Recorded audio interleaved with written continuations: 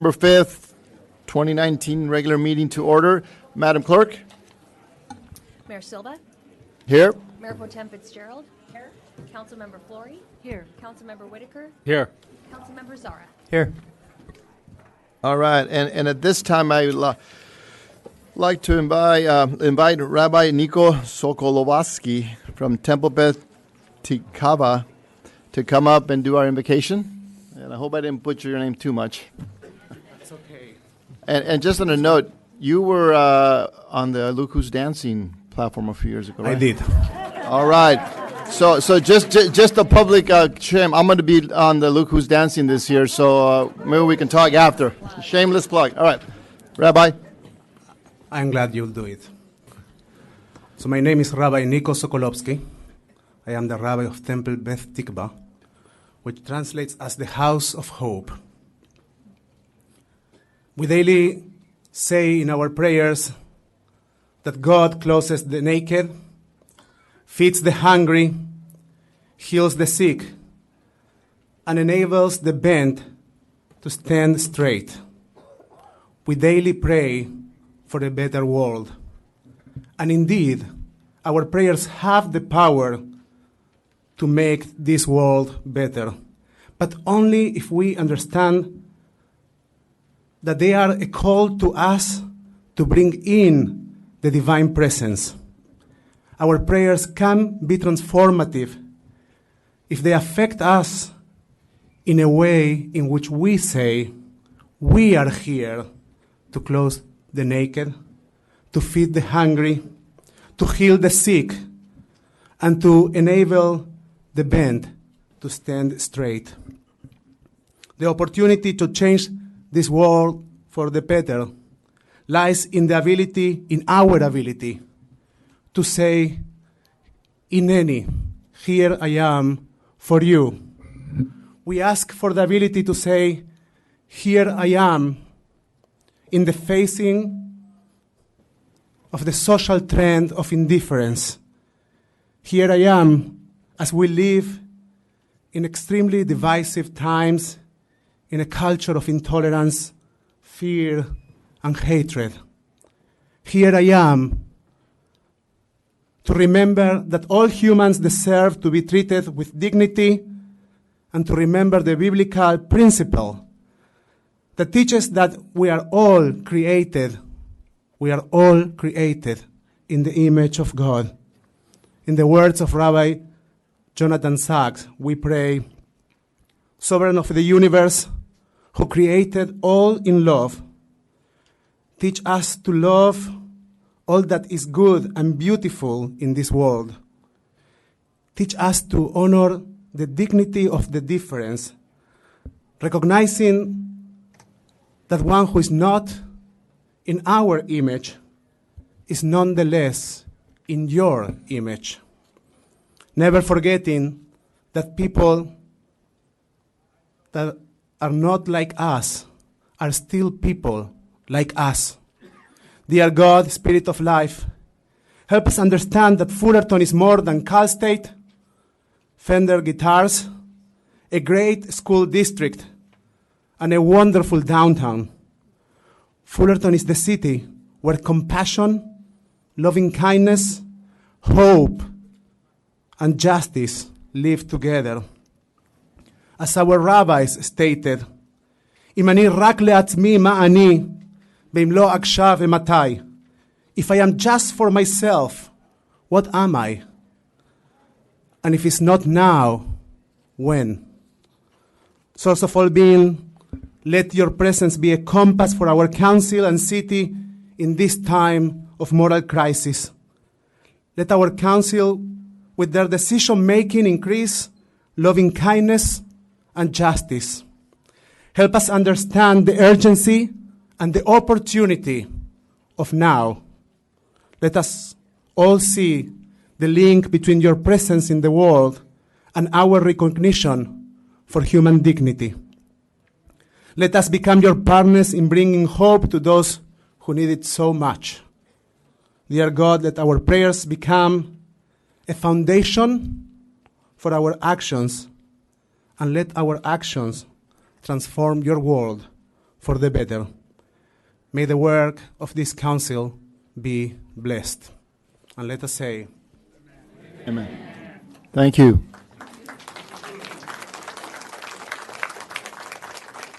And then, Councilmember Flory, would you please lead us in the pledge? All right. Please stand while we pledge allegiance to this great nation.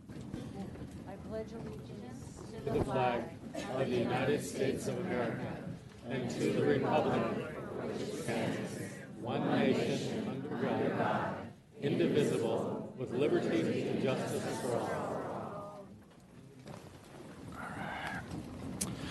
Thank you. And City Attorney, do we have a closed session items to report? Yes, we have a number of closed session items to report this evening. Let me begin with, in the case of Adriana Palomares versus the City of Fullerton, on a motion made by Mayor Pro Tem Fitzgerald and seconded by Councilmember Zara. On a 5-0 vote, the council authorized the settlement of that case in the amount of $85,000. In the case of Lucretia Jackson et al. Versus the City of Fullerton, on a motion by Mrs. Flory and seconded by Mayor Silva, on a vote of 4-1 with Mr. Whitaker voting no, the council authorized the settlement of that case in the amount of $80,000. With respect to the case of City of Fullerton versus Friends of Fullerton Future, the City Council, on a motion made by Mr. Zara and seconded by Mayor Silva, approved on a 5-0 vote the removal of Mr. Tennyson as a defendant in that lawsuit. With respect to the case of City of Fullerton versus Friends of Fullerton Future, we are reporting in an effort to clarify any Brown Act violations, the fact the City Council on September 17, 2019 met on a motion made by Mayor Silva and seconded by Mr. Zara. On a 5-0 vote, the City Council approved the filing of a writ to seek a temporary restraining order against the named defendants. We've also, in closed session this evening, had a conversation regarding the current status of that lawsuit. Mrs. Barlow, who's handling that lawsuit from my office, will be here shortly, and she will give the public and the council an update regarding that litigation. However, the council did consider whether to continue to pursue that lawsuit on a motion made by Mayor Fitzgerald and seconded by Mayor Silva. On a 4-1 vote with Mr. Whitaker voting no, the council approved that we continue to seek proceed with that litigation as directed by the City Council. Thank you. And at this moment, do any council members have an ex parte communication to report? All right. So seeing now, we'll move to our presentations. And our first one up is Arborland Montessori Children's Academy. And Dr. Suling Chen, if you're...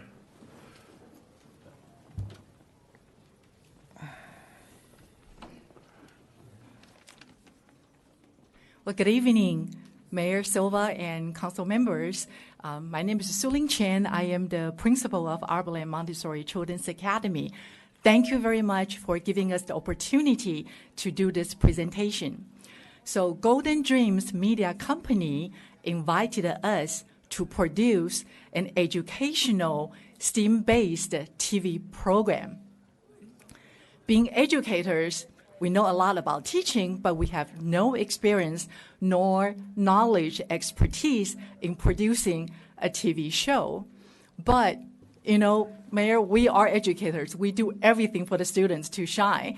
So we gladly accept the challenge, and we understand it's a TV show. We want it to be not only educational, but also entertaining. But the question is, how? So how do we create content that is interesting, visual, and also realistic for the students to accomplish? Well, how do we film in one day of 5 episodes and make it sound like it's filmed in many days? And how do we have the 5 episodes that actually be very consistent, yet fresh in every episode? And which students do we invite to be stars without upsetting others? And how do we create a team? At the same time, how do we propose the concept to the parents and the students? Also, where do we find a charming host and qualified science science-based judges who are willing to spend all day with us, and also the script and all the details about producing a TV show. And we are doing all this in addition to our regular school day. Yes, it's overwhelming to say the least, but we're so excited today to let you know that we, as a private Montessori school in Fullerton, produce the very first American children's reality TV show that was aired in China and possibly many other countries. We take pride in being in this city. We love to call this place home, and we hope that we are able to spread the name of our city to many other communities and possibly other countries with our passion in education. Tonight, we would like to present a gift to you, which is our TV show called Battle of the Brain. And if I may have our stars to share their filming experience with you, please. Thank you.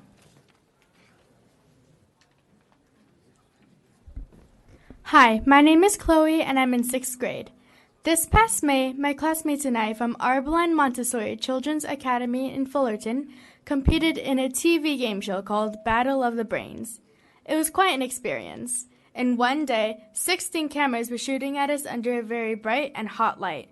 We filmed from 8 a.m. to 6 p.m. and competed in 5 different academic challenges, including science, technology, engineering, art, and math, or STEAM. Here is a trailer of our show.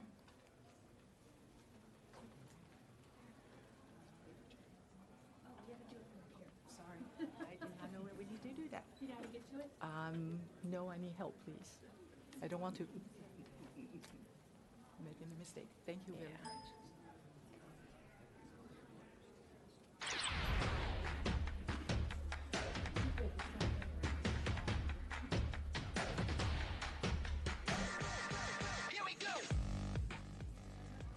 Welcome to the Battle of the Brains. Hands up, hands up, and off. Here we go.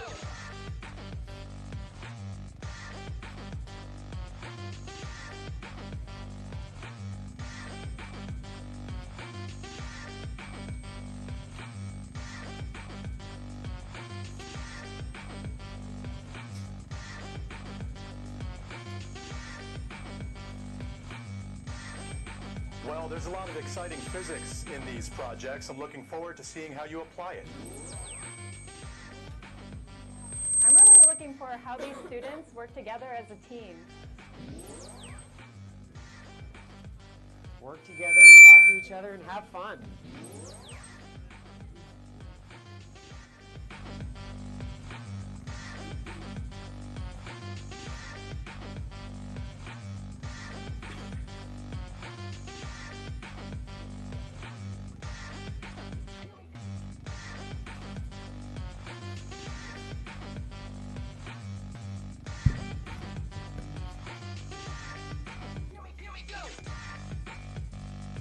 See you next time on Battle of the Brains. Here we go.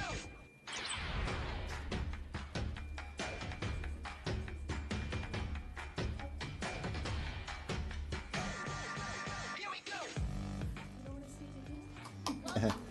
All right, good job.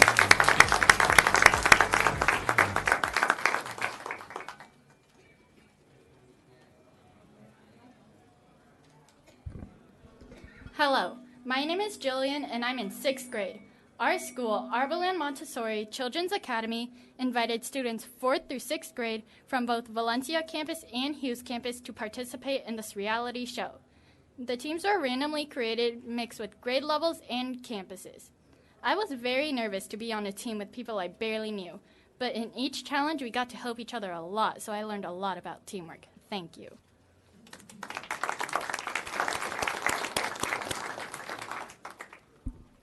Hello, my name is Adonai, and I'm in 5th grade.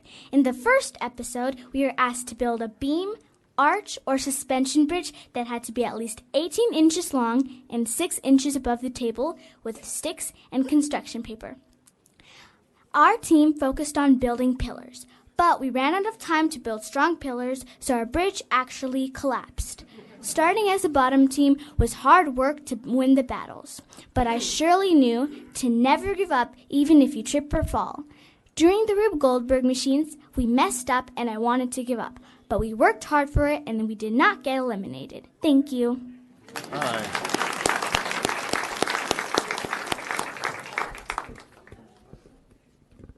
Hi, my name is Blen and I'm in 6th grade. The competition was intense because we started off with 8 teams and by the 3rd round, 2 teams were eliminated. After the 4th round, there were only 3 teams left to compete in the finals. I am so happy my team was one of them. We are excited to be here to represent our school, Arbelland Montessori Children's Academy, and present all 5 episodes of the Battle of the Brains TV show as a gift to the city of Fullerton. We hoped everyone can learn the importance of STEAM education and have fun. My family in Ethiopia would love to watch this show too. Would you please share the times and dates that our show will be aired? We thank you very much for your time, and I would like to give this gift to the mayor. Oh, thank you. Sure.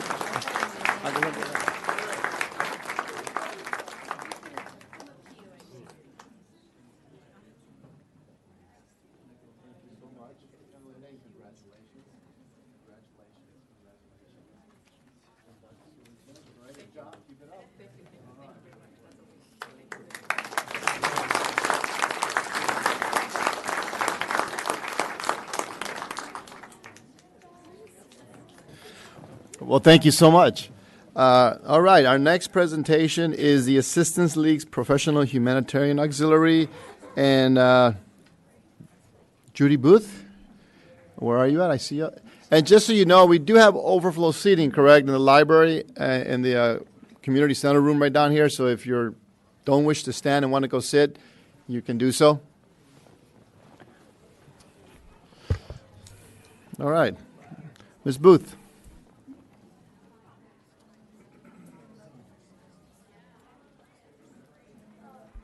Thank you, Mayor. Would you join me for the presentation? Sure.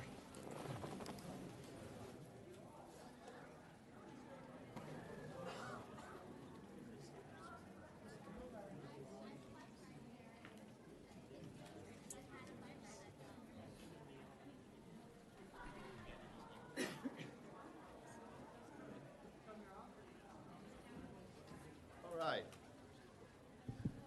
So, first of all, just the Assistance League, the little I know of them, well, I do know a little bit about them, but I want to thank you ahead of time for doing what you do, and we do wish to commemorate your support and all that you do, and I've been to your shop there, and it's always great stuff. I walk out of there with more than I need, so thanks for doing that, I guess. But we do, yeah, come on up here, and then I'll and then tonight you'll be receiving a certificate from both the city and the Office of Assembly Member Sharon Quirk Silva. So if you come up here, we'll. And another one, right?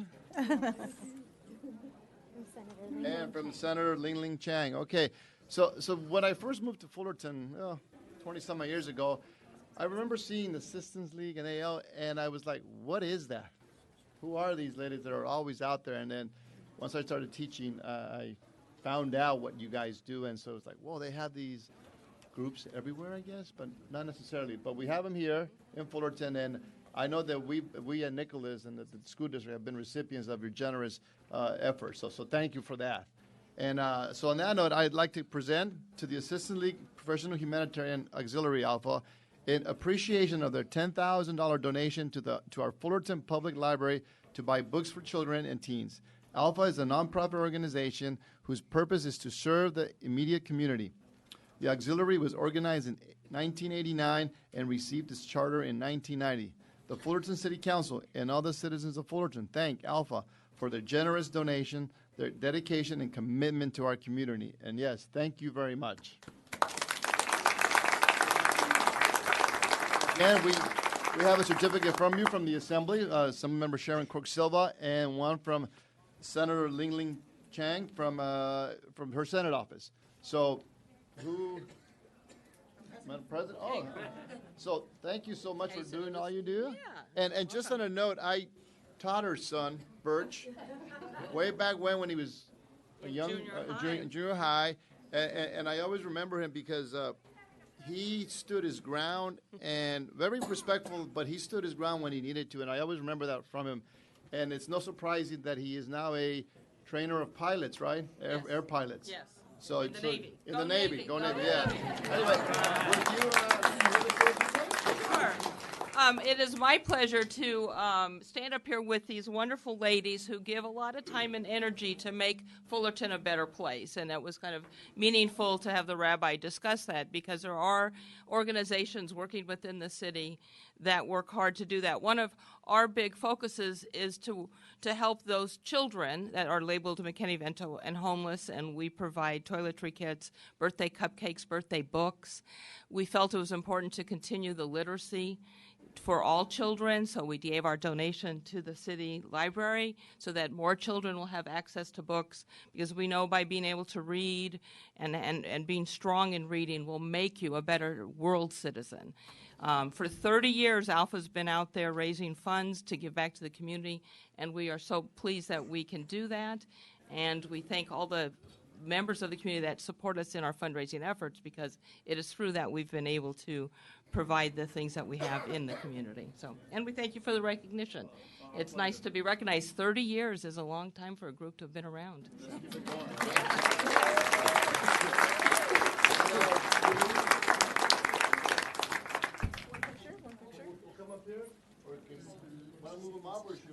Let's scoot a little this way so we get the podium a little bit out of the way. Kind of go at an angle right here.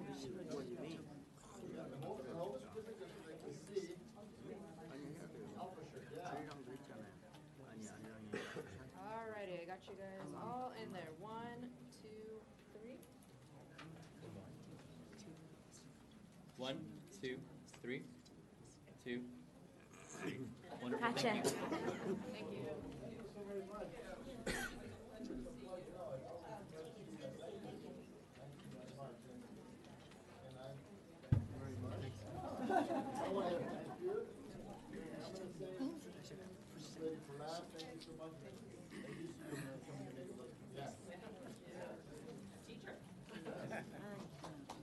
Good job, ladies.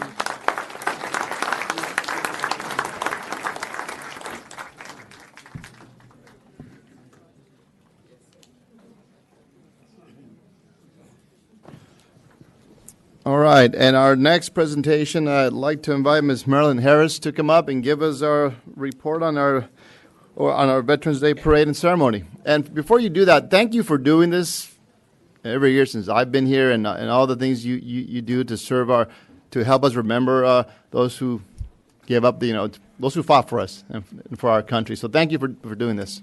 You're welcome. It has been 21 years. And still counting. So I would be remiss. I am wearing my Army mom shoes. And for the next 30-something days, we all will run around saying, "Go Army, beat Navy." So I just wanted to add a bit of levity there, but that is a fact. It's Army strong here.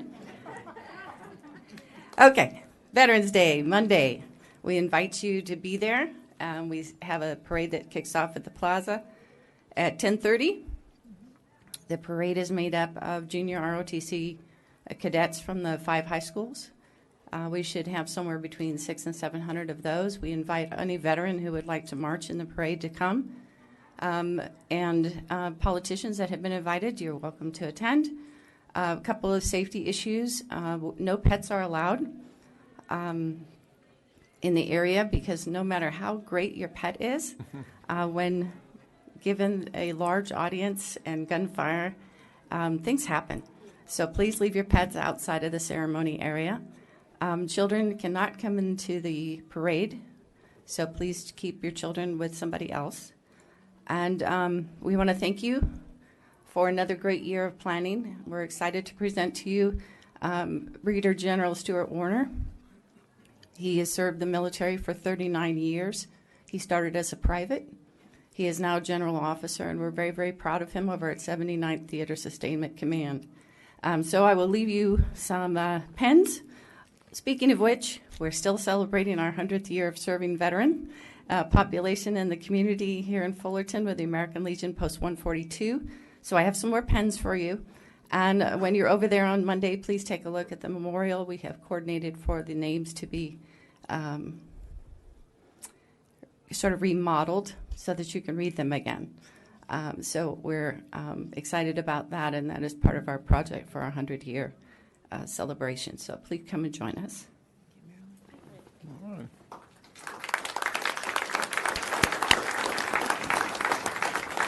All right, thank you very much. All right, so this time moving forward, move on to our opportunity to pull consent items. Madam Clerk, have we had anyone request to pull an item?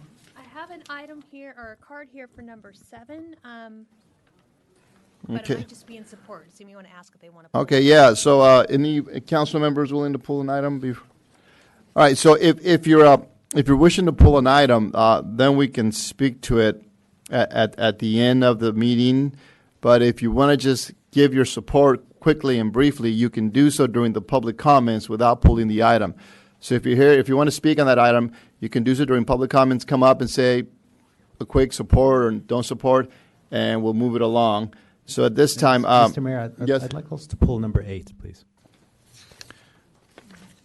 All right, we're going to pull number 8. All right. So with that, I would, yeah. So would the audience who wish to speak on 7, do we want to just speak during public comments and give a yay or nay on it quickly? All right. So we'll do that. All right then. So in that case, we'll only pull item 8 and. So we pull that. All right. So we will now hear public comments on non-agenda items within the jurisdiction of the City Council and on consent calendar items not pulled from the consent calendar. So only item 8 has been pulled. Each speaker will have 3 minutes to address the City Council on topics and may only speak one time during the public comments. State regulations prohibit the City Council from acting on non-agenda items. All right, so how many public comments do we have? 11? All right, so if you would like to start coming out for public comments, please do so. Mr. Mayor. Yes. Ms. Barlow's here also to give you an update regarding the Friends of Fullerton lawsuit. She can do it after public comments, I assume. All right, perfect. If you'd like to speak during general public comments, please line up on this wall behind me. And if you're on this wall and not here for general public comments, if you could please stand somewhere else so we can figure out who's trying to speak. Thank you. My name is Todd Harrison, and I'm one of the endangered residents of Rancho La Paz Mobile Home Park. There are 360 homes in Rancho La Paz. Correction, there used to be 360 homes. There is a cruel twist to mobile home law. An older home may be kept in good condition and remain in place for a very long time if properly maintained. If the owners are forced out by rent increases of 60 or even a mere 19%, the home can be too old to sell and stay in place. The home is removed and the forward value to the displaced owners is nothing. If I am lucky, my home will still be sellable in a few years when the steamroller of increases forces me out of Rancho La Paz. One of my neighbors, Cheryl Moy, put it best. Every day, the ambulances roll in and the ambulances roll out and the U-Hauls roll in. The fight is not over. 2 weeks ago, I told this council that tonight I would discuss what else you can do. Let's start with the easy.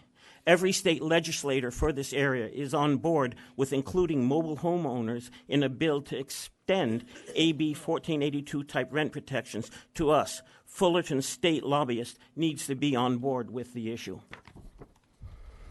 But there is much more you need to do now that you truly understand how evil Mr. Saunders and his ilk are. You chose not to put in a rent moratorium to protect us because you were convinced Mr. Saunders had morals and would work with the resident victims. Now you know better. There are 5 other mobile home parks in Fullerton, and their sense of security is a fantasy. Despite all the assurances you've heard from other park owners, these parks will fall to the like of Mr. Saunders in time. Tens of millions of dollars is a force few can resist. The family trust that kept Rancho La Paz rents to the Consumer Price Index for 40 years went for the easy money and just sold us out. Do it now. Protect the others for whom it is not too late. You waited for AB 1482 to save us, and look what happened. Learn from history and do not repeat it. My 3 minutes is too short. There'll be more to talk about on November 19th.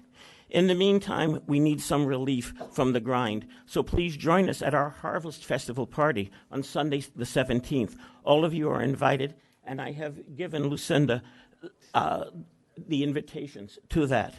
See you there, and then on the 19th. Thank you. Thank you.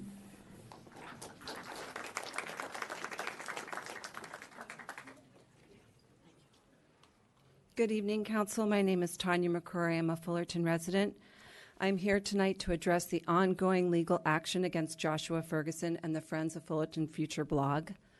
The long and short of it is this. Mr. Ferguson requested public records regarding our police department, which any citizen has the right to request. When those records were delivered via Dropbox to Mr. Ferguson, the city also included, either by laziness or incompetence, thousands of files that were not requested. Some of these files just so happened to show police misconduct and attempts to cover that up. So you gave the files you shouldn't have, including city employees' social security numbers and medical records, which could very well be a violation of the HIPAA Act, not to mention gross violations of Dropbox terms of service, and instead of simply apologizing for your mistake and holding accountable the person or people who created this mammoth cock-up, you instead used precious city funds that could have been used to fix our roads. Instead, you went after a local blogger whose only intention is to reveal and share the truth with his community. We should be applauding and commending him, not systematically trying to ruin his life. He is the father of 3 small children, and you have run him out of his job and caused immense and unnecessary stress. Why are you going after a humble blogger for a mistake that you blatantly made? Why aren't you going after the city staff, the police, or whoever provided this sensitive information? Why aren't you asking for accountability and transparency and ethical conduct from the Fullerton Police Department so that we don't have to worry about covering up case after case of immoral and illegal conduct, like the trusted school resource police officer who was looking up teenage girls' skirts and videotaping them with police equipment, or the former city manager being given a ride home from the police instead of receiving a DUI, to name just a few. Should these atrocities be buried from the public? Absolutely not. And when Mr. Ferguson exposed these incidents, he acted as a brave, patriotic, and concerned citizen. And what do? You bully, harass, and sue. I honor and respect our good police officers as well as our city officials. I can't imagine how hard your job is. But you should be held to a higher standard, not a lower one. I am here tonight to let you know that we are watching. The city and the county is watching, and soon the ACLU and the appellate court will be watching you. So please do the right thing, fire the city attorney, and go after those who broke the law, even if they are cops or city employees. Do not attack the ones who are trying fearlessly to speak the truth. Thank you. Thank you.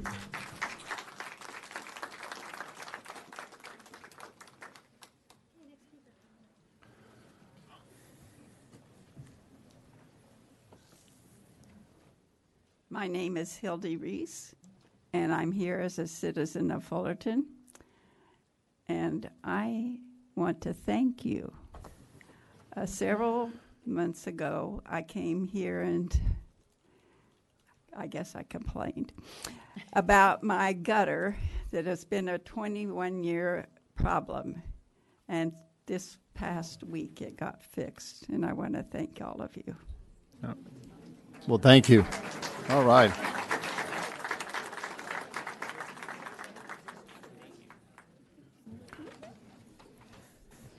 Hi, good evening, Council, Mayor. fellow Fullertonians. I'm here today on behalf of Assemblywoman Sharon Quick-Silva to announce a couple of things. If you guys would please consider joining us at our breakfast club. Excuse me, just speak to us and... Oh, I'm sorry. Thank you. You guys can come too. All right. Okay, so we'll be having our breakfast club on Thursday where State Comptroller Buddy Yee will be attending to talk about issues affecting our great state. Also, I would like to invite everyone to our second annual Health and Resource Fair. Got a flyer right here. Come get checked out for a couple of things, like maybe diabetes and anemia, and we're here to provide services for the community. And I want to thank everybody for listening to me for this little while. And Have a what good is your afternoon. name? Oh, sorry. My name is Eddie Carmona, and I am the Fullerton field representative for our Assemblywoman. Thanks again. And if you want a flyer, please find me. I was going to say, yeah, you'll be back there with the flyers, right? Yes, thank you. All right, thank you.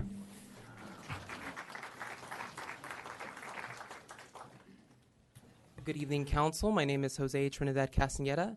I'll just make it very brief since there's a lot of speakers tonight. I want to sincerely express my gratitude and humility for our public safety, our fire, and our Parks and Recreation Department. This past week was an incredibly scary week as fires raged throughout Fullerton on multiple days. And I saw firsthand the incredible work that Fullerton's fire, police, and even our Parks and Rec Department staff did on behalf of us, on behalf of all Fullerton residents.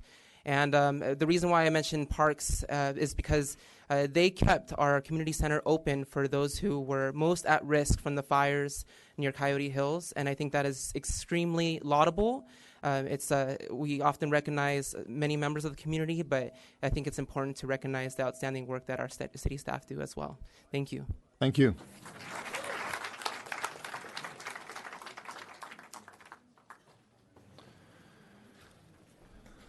Good evening, Mayor Silva, Honorable Council members, City Manager Dahmer. My name is A.G. Kawamura, and I'd like to address a deep concern today that has come to our attention due to the proposed actions of the City of Fullerton. My brother Matt and I are the owners of the property at 210 West Walnut Avenue, and for almost 60 years, our family has successfully operated an agricultural business from our Fullerton property. Orange County Produce, LLC, and Orange County Land Management Services are two of those businesses that are still active today. Last week, on October 28th, our company received a call from an individual who asked if we would be willing to rent some of our property for showers, temporary showers and temporary toilets, portable toilets, at our property. With great dismay, we learned for the first time that these facilities would be for infrastructure support for the Safe Parking pilot project program for the homeless proposed to be sited immediately behind our business.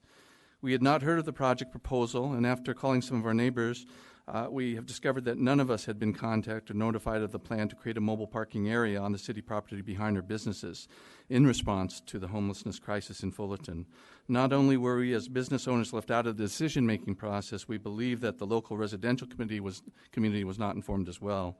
On October 29th, we attended the city council meeting and learned that the city had authorized the city manager on a 3-2 vote to design a mitigation effort to reduce and resolve homelessness in Fullerton. Under other circumstances, we would applaud this effort, as our businesses and others in our area have been negatively impacted to a high degree from the challenges of some homeless individuals trespassing, vandalizing, and damaging our property, harassing our employees, and threatening on several occasions bodily harm. We have complained and reported these repeated incidents and are fortunate that no one has been harmed. Almost 60 years ago, we lost our first Fullerton packing shed here along Walnut to a vagrant arsonist, and also tragically lost the life of an employee as well. These are events that you don't forget. We continue to be concerned for the safety of our employees, our property, and our ability to conduct business in Fullerton under these pressing and dangerous conditions. Currently, we have been in preliminary discussions of how to join in the redevelopment of downtown Fullerton with our business property after witnessing the great redesign of the Anaheim Packing District, and that possibility of taking a packing shed and turning it into a wonderful new business opportunity is something that we were very interested in. But now with these kinds of plans, they are stifled and potentially not possible. We demand to know, we would like to know, we need to know, as all the stakeholders, what other options and sites did the city manager's office have in mind? We ask that there be an emergency meeting to discuss the other options with all the stakeholders. We seek to understand why we were excluded from this process and what kind of safeguards and protections can we expect to have in place. Thank you. Thank you.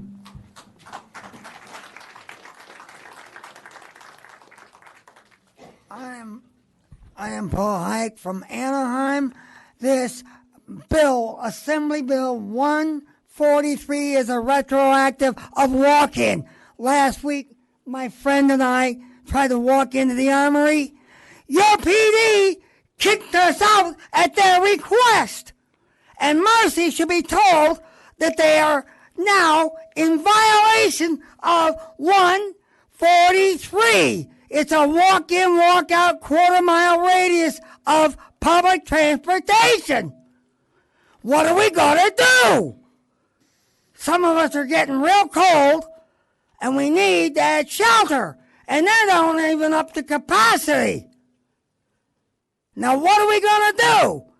Are we going to let people like Julio Sanchez, Hot Rod, a 12-passenger bus, and Bowie Amtrak buses and OCTA buses that are qualified drivers? Where's Mr. Haynes? Where's Mr. Brooks? Let's get them down here and show them this law. It's on the internet, and it will be. We have another one that comes in January, 139, for housing. And I support item number 15. Let's see if we can't get the homeless that have trades to help do the remodel on this project. It pays because the guys want to work, but they can't. They could work and sleep there while they're in the process of doing the changeover. Let's help get them off the street because they're drinking all over Fullerton, and we need to get them off the street.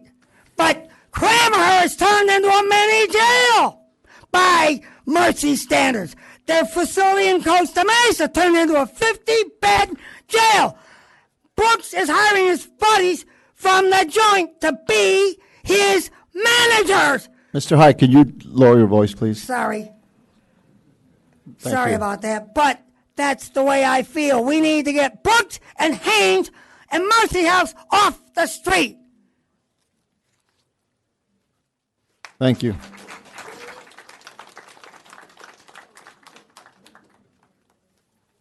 Hi, I'm Alba. I came in with Mr. Hike November 1st at 5:20 a.m. I no longer saw Mr. Hike.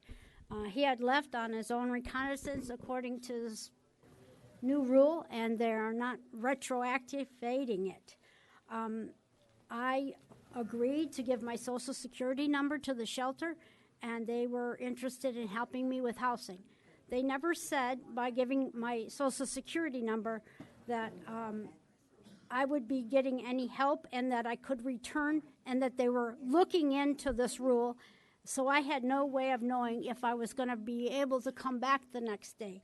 So Andrew, who works for ProStar Security, is outside at 5:20 a.m., and I was in the front area of the armory within the doorway area, and Andrew forced a cigarette almost to my nose and walked almost 15 steps with me and would not leave me alone. And he continuously asked me my name and said that if I don't give him my name, I could be in trouble for breaking the rules that they suspect I'm going to break.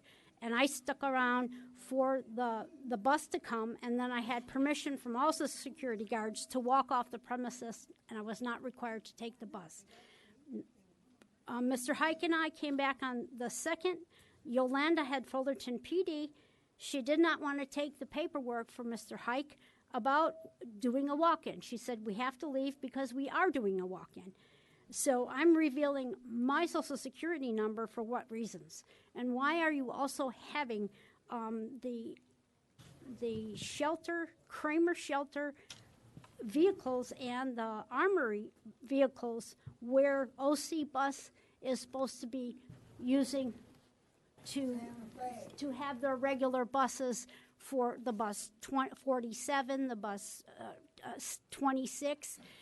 Those buses are in the way. Why can't they use the property inside of Amtrak for that certain hours that they're there only?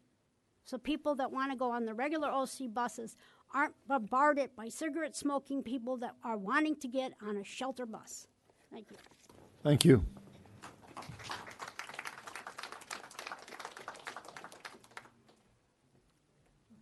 Good evening, City Council members and Fullertarians.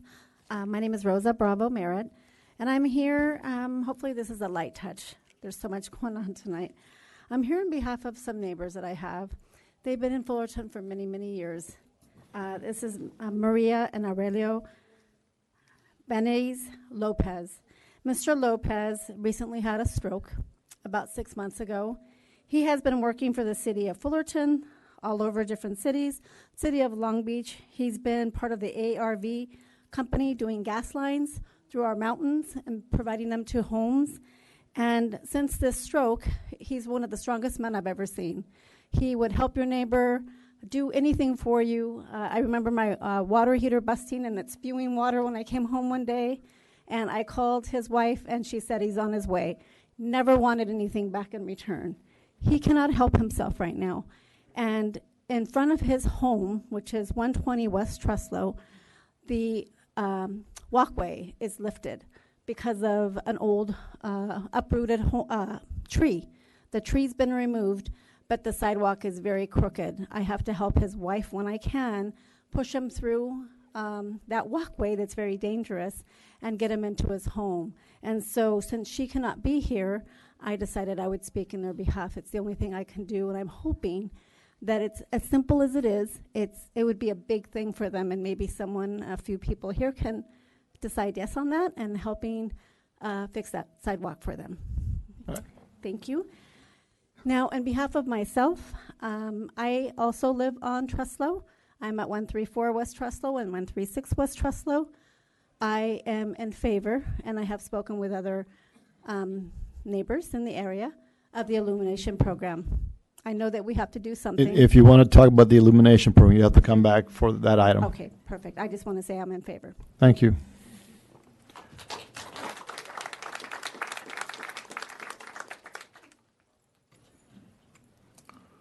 Good evening. Wow, she beat the clock. Can you raise your mic a little bit so we can? Yes, good evening. She beat the clock, I'm glad. A lot of new faces here. Congratulations. I've been a lifetime resident since 1972. And how do I say this? I had an accident about 7 years ago. I got handicapped, and now I'm getting a lot better. I just have a cane and a service dog. But I've noticed a lot of things in the city, in Anaheim and in Fullerton, that need to be repaired. And I went to the city council meeting a couple weeks ago, and they're already on the job repairing the handicap situation at the Anaheim Dog Park. And on my way home, up Passion Sherry, I noticed where the ambulances come in and out, where the YMCA is, right below the YMCA, there's a sidewalk that goes down and leads straight to the street, and it's a drop-off. It should be handicapped accessibility. And I've noticed handicapped people in their wheelchairs cruising up there, and they just look at the sidewalk, and I can see in their expression in their face that why is this like this? So I just bring it to your attention. I don't want to be a whistleblower like Trump and his buddies, but something should be done about this sidewalk. And there are people out there that want to talk to you about it. That's all I got to say. So if you could put that on your agenda, because it's not going to be overlooked anymore. It's going to be addressed. Is that the entryway on Bass and Cherry just east of Harbor? Yes, I believe so. Where the ambulances come in and out, as it comes down the hill, there's a sidewalk going down the hill with a bike path going up the hill, and it ends right where the sidewalk starts. And I'm over there all the time. I have not noticed that before. You'll love to see that. You're just going to go, what knucklehead thought of this? Okay, so thank you. Thank you very much. Thank you. Okay.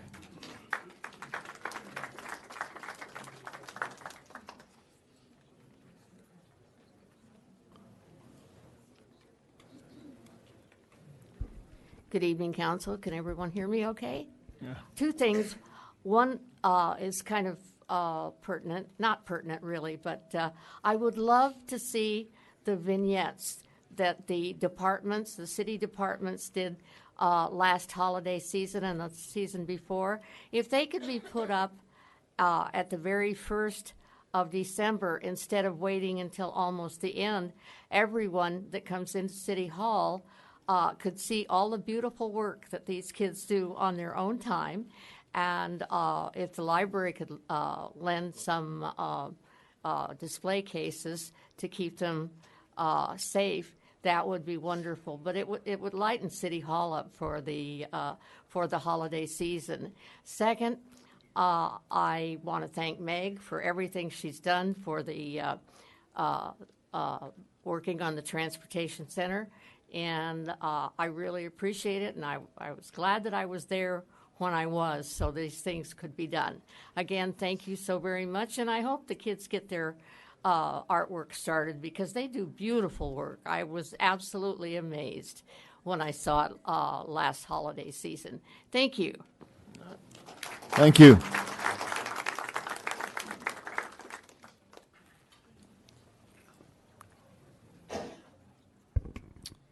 Good evening. Excuse me, I lost my voice this last week, so bear with me. Dan Lancaster, President of Fullerton Firefighter Association. We had a busy week last week. First and foremost, I'd like to publicly thank the agencies from our surrounding cities that came in to assist and help us with those fires that we had at our Brea Dam and the fire up in our Rosecrans, Gilbert, area. Without the support of Huntington Beach, Costa Mesa, Newport, Fountain Valley coming in, LA County coming in, we would have had millions of dollars of loss in property. And I just wanted to publicly come in front of you to council and thank them for their support and helping our firefighters do their job. Your Fullerton firefighters worked tirelessly those 2 days to put those fires out and get them contained in a timely manner. Secondly, I just want to bring to light where we're missing the big picture. Your fire chief, your firefighters are looking for action from council. We need action sooner rather than later. We have public safety revenues not being spent on public safety, and we have to reinvest in public safety. We have an ambulance billing program right now that is currently bringing in hundreds of thousands of dollars a month, and we're not reinvesting those funds to restore lost services and fix our retention problem. We are going to continue to lose highly qualified, trained professionals to other agencies if we don't act. We have public safety revenues that need to be spent on public safety. Your community needs it. Your firefighters need it. If last week didn't wake you up, I don't know what will. We were so short-staffed because we have a mutual aid agreement and we had rigs up north.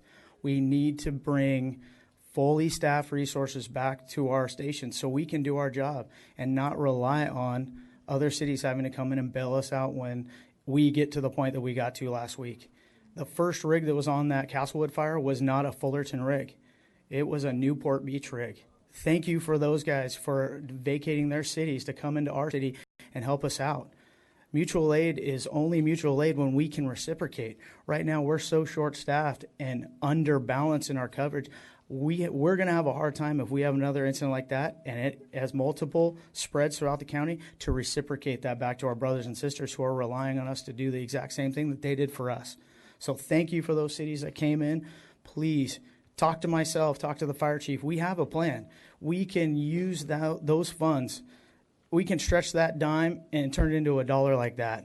We need manpower. We need rigs in the right place in the city. All we're asking for is for the time to sit down, listen to us, and give us the opportunity to do right by the city. Thank you for your time. I know you guys have a lot of concerns and everything going on tonight, but please reach out to either myself, the fire chief. We'll sit down and we will lay out the best plan that we can possibly use those funds for so that we can help do our job. Thank you. Thank you.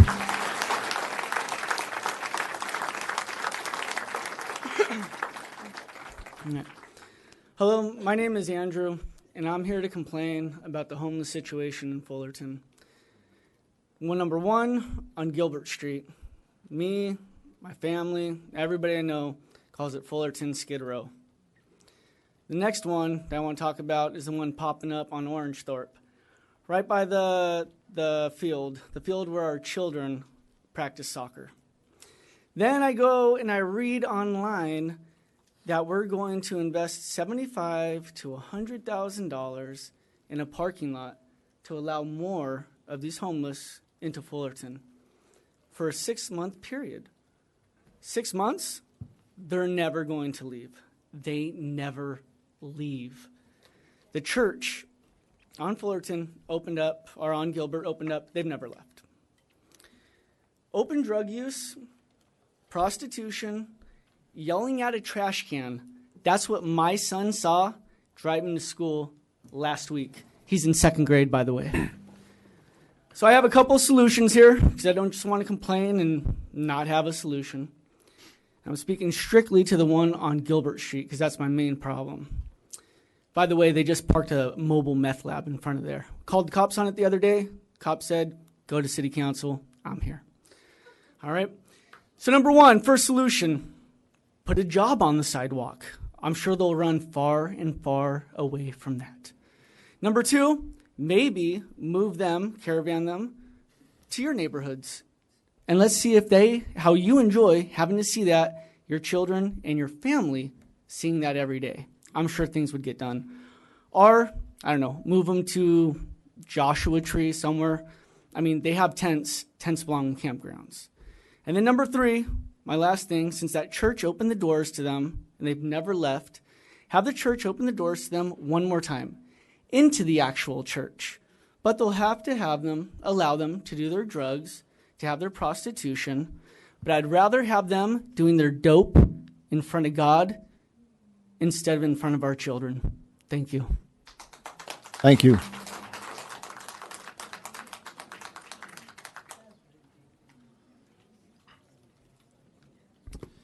Good evening, Council. My name is Jensen Hallstrom, and I would like to thank our public safety departments and Parks and Rec departments for braving the fires last week and providing for the affected neighborhoods. Seeing that these were all vegetation fires, I must mention possibly part of the reason why they got to the size they did and the intensity that they did. Black mustard is an invasive weed that is so prevalent in Fullerton that its yellow blooms are the namesake for Sunny Hills. But experts say that though these plants do have aesthetic color in spring, entire fields of 6-foot stalks dry up by July or August and create favorable conditions for these brush fires. Experts also say that the invasion of these non-native weeds can be locally combated by restoring native habitats with native plants that are slow to burn or fire retardant. And also, I'd like to mention that it is said by the director of the California Invasive Plant Council that mustard plants lay down thousands of seeds and are one of the first plants to spring up after a fire. So I would like to know, what will the monitoring process be like after the fire out in Brea Dam? Will there be any habitat restoration efforts to prevent mustard from invading this space, since they do come up after a fire quite quickly? So I'm interested in what will the monitoring process be like, and what the research is. I know that just about 4 years ago, 80 acres in Coyote Hills had burned, and since then it seems that there have been no efforts to restore that habitat, and of course invasive weeds have taken over those 80 acres in spite of that. So that is my comment. Thank you. Thank you.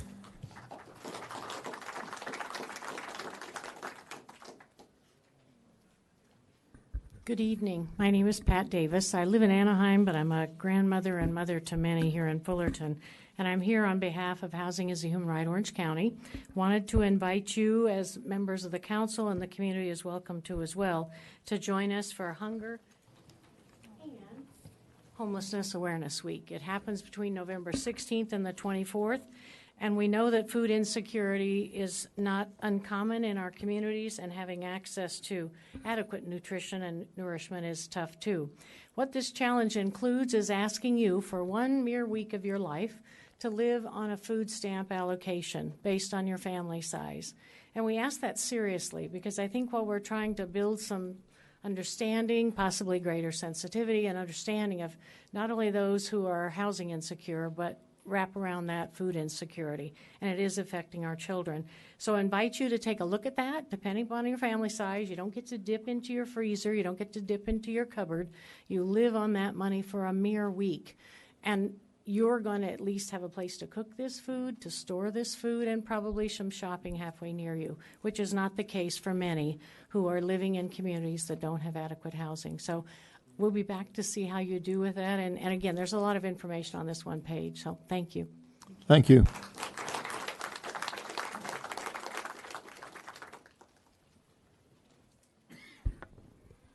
I'm short. Good evening, Honorable Mayor, Mayor Pro Tem, and City Council, and outstanding staff. My name is Joe Pack. I'm the Secretary General of the Korean War Monument Committee. And on behalf of the many supporters of the Korean War Monument in Fullerton, including Commander Harris and the Commander Tony Pack, and our President James Rowe, and also Deputies Consul General Hwang from the Korean Consul General's Office, and Consul Lee, and all the supporters of the Korean American Bunker Post 829 Post. We support item number 7, Korean War Monument. Okay. Second, I was asked to read this statement by my good friend who happened to be in Washington, D.C. right now for work. I'm going to read what she wrote. My name is Ellen An, and I am the Executive Director of the Korean Community Services, as well as a 24-year resident of the Fullerton, living continuously on Chantilly Lane in the trails of neighborhood of Fullerton. I want to express my deepest gratitude for the bravery and professionalism of the Fullerton Police and Fire Departments during the Castle Road fire last week. Our evening began with an immediate evacuation order around 8 p.m. and ended when we gained access back to our home around 12:30 a.m. We stayed in the area the entire evening, worried for our home and watching the work of the departments. The brevity of the ordeal is the testament to the swift action and expertise of the numerous firefighters, helicopter pilots, and others on the front lines. Thank you, firefighters, for saving our home. And thank you, policemen and women, watching how you all controlled traffic, cordoned off streets, and allowed for access to the professionals to do their work was amazing. Having to immediately leave your home and watch it from afar as the neighborhood you love is at risk is not only surreal and frightening, but it also affords you an opportunity to count blessings. Having city leadership, Mayor Pro Tem, and City Council in place, which allows for exceptional firefighters and law enforcement personnel to perform acts of heroism, is one of those blessings. I wish I were there to personally thank you. Thank you again. Thank you.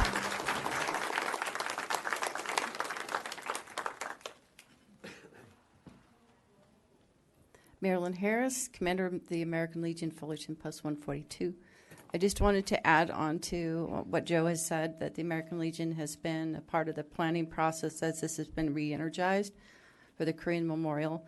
We're very proud to, for those who are unfamiliar with it, is honoring American soldiers who've died in defense of Korea. So it's very meaningful to us that they would choose to come and ask us to do that here, and by name listing of those who made the ultimate sacrifice.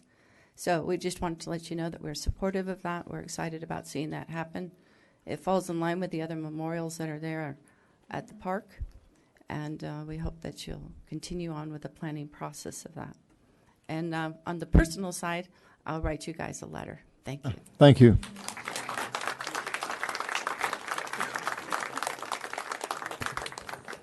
All right. Any more public comments? All right. Seeing none. Wait, one more. We have One more? Bernard coming up. Oh, sorry. Come on up.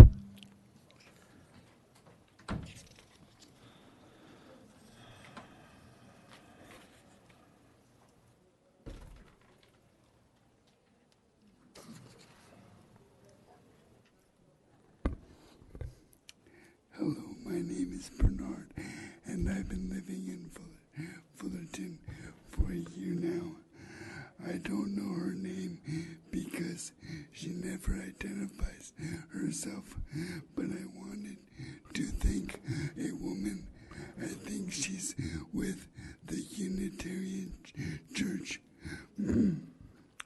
but she respects and maintains the dignity of the house-free folks that have passed away by honoring them with a request for a moment of silence. I understand that some are viewed as a nuisance, but the fact is, every house-free person is someone's child. There are folks that don't even look them in the eye.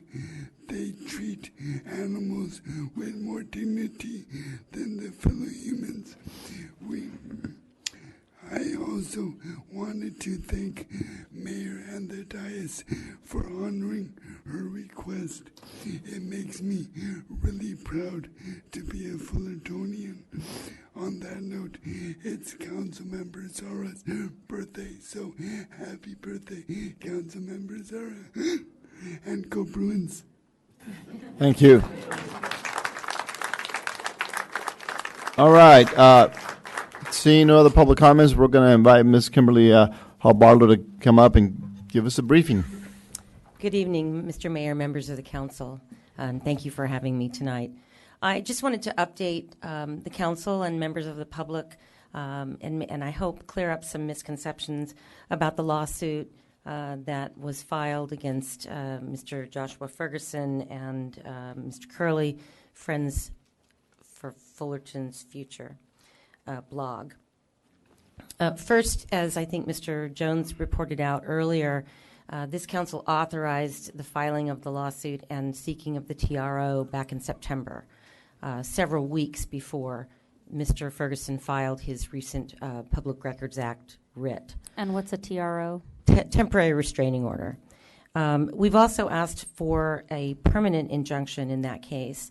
And the primary basis of the case is that, as our forensic analysis has demonstrated, the documents which were downloaded from the city's Dropbox account without authorization were confidential and privileged documents that were downloaded by Mr. Ferguson and Mr. Curley. Several pages from those documents have already been published on the blog. The documents that were taken include medical information about employees, personnel records, discussions with legal counsel regarding pending or anticipated litigation, litigation strategy, a number of other documents, including Social Security numbers and so on, that are protected by law from disclosure. The documents, in fact, were compiled as a result of a request, but they were provided to the city attorney's office, not to Mr. Ferguson. I heard one of the earlier speakers say that we provided the documents to Mr. Ferguson. That's not correct. Mr. Ferguson has been provided with hundreds, if not thousands, of documents in response to his numerous public records requests, and will continue to be provided with records that are lawfully producible. But I did just want to give you a quick, not a quote, but a summary of a comment in a United States Supreme Court case. Because we are being told, criticized for violating the First Amendment rights of the blog. Certainly, I have no intention, and I know the council has no intention of doing that at all.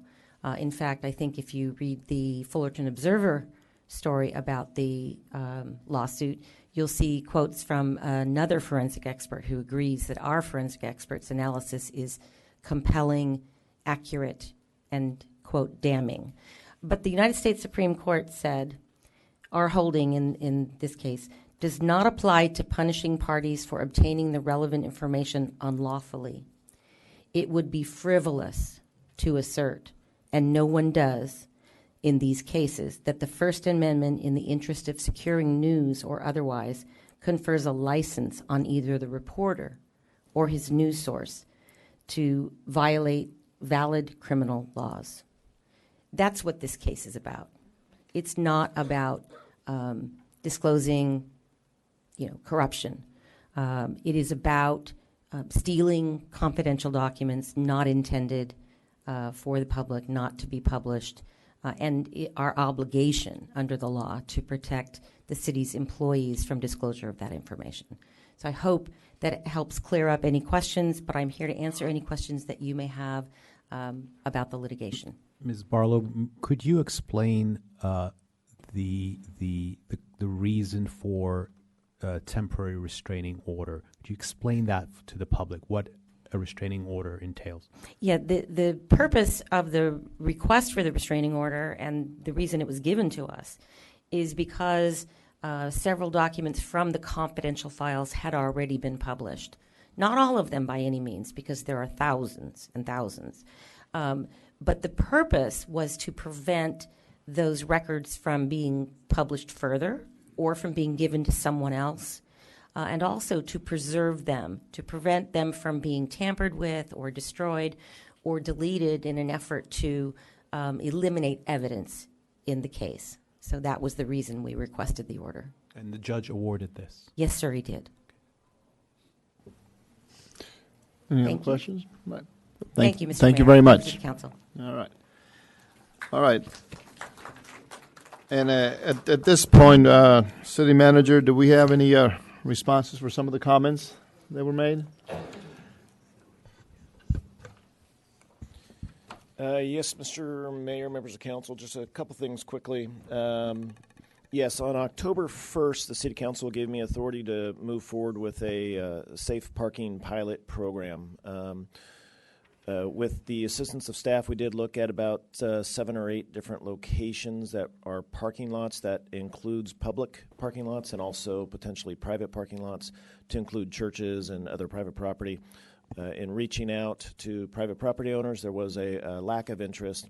And then in looking at all the different private or public parking lots, we looked at the pros and cons of all of that. What has been settled on is a parking lot that used to be the UP right-of-way that is adjacent to UP Park, which is currently closed down.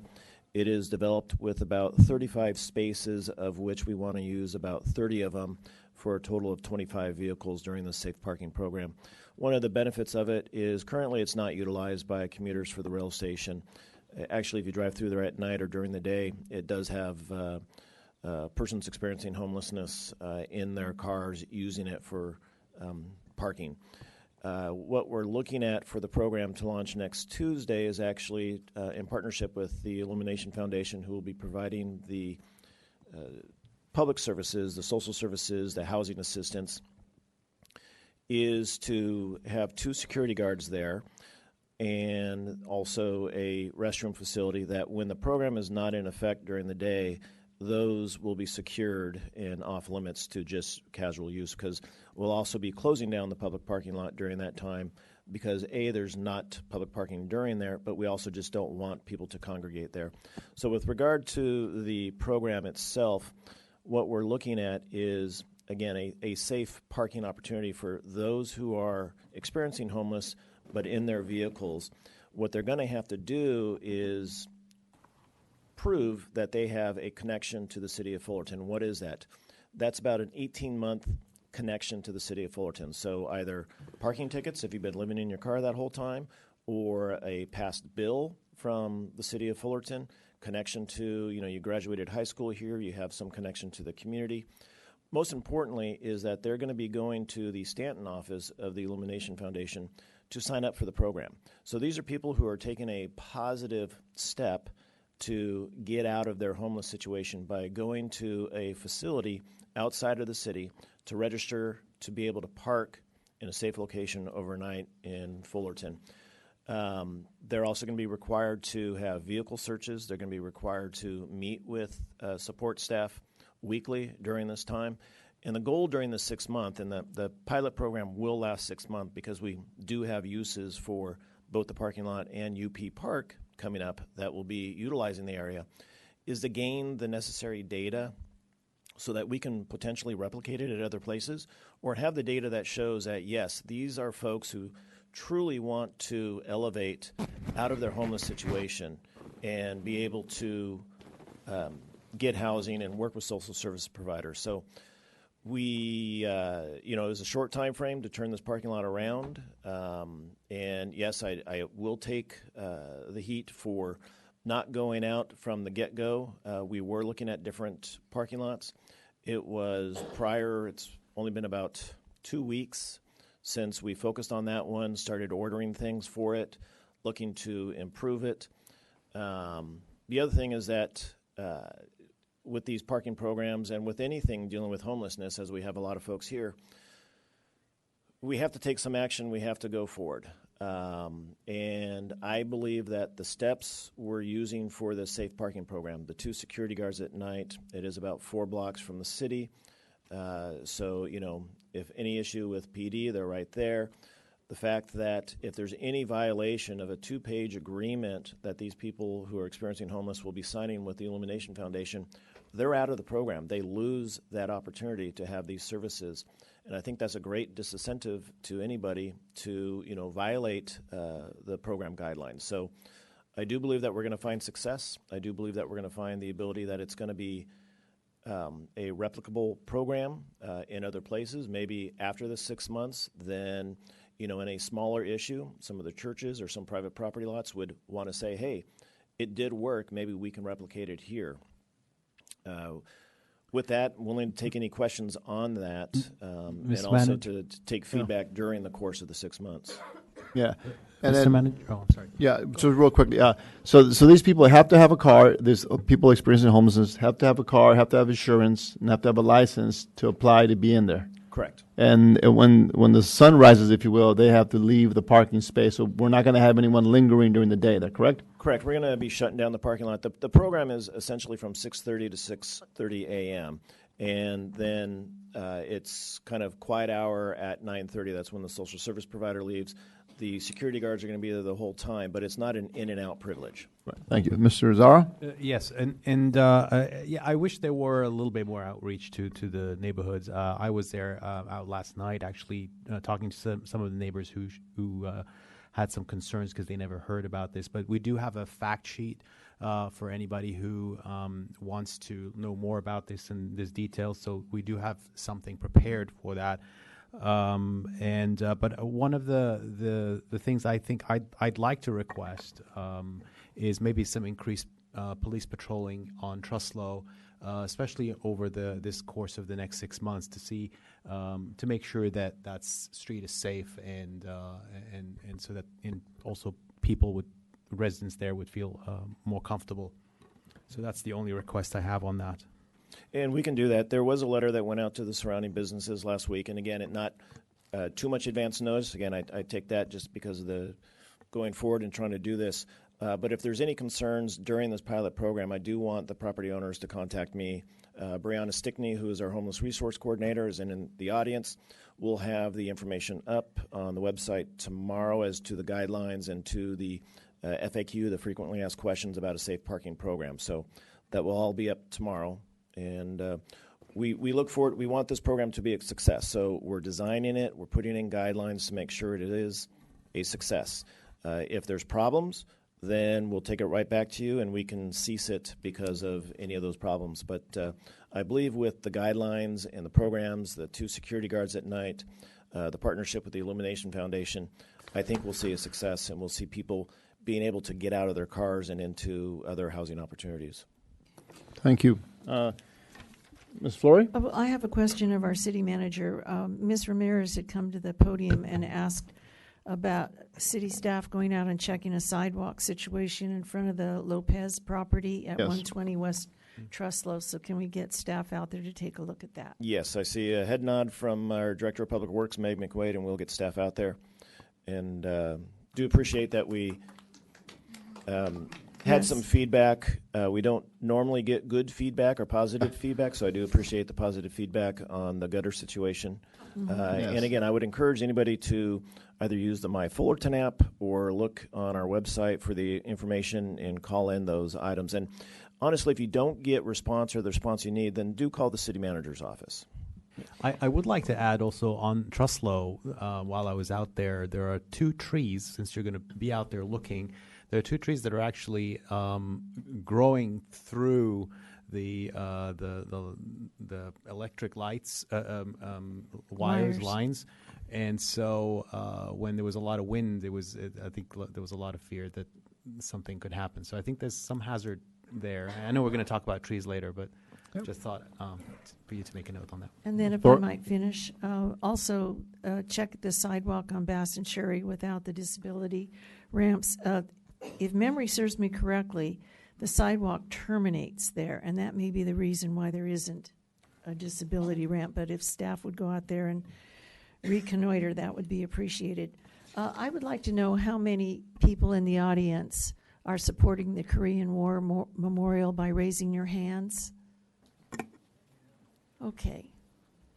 It's good to have you here. I'm sorry that you've had to wait for so long, but it is on our consent calendar, so good to know how many people are here.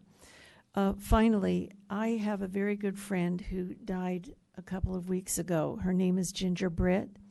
Ginger and her husband and 4 children are longtime residents of Fullerton.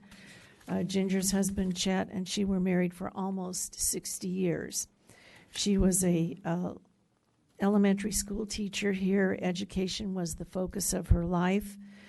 She spent many years teaching as well as writing grant programs to fund additional resources for children at Laguna Road Elementary School and the school's technology lab.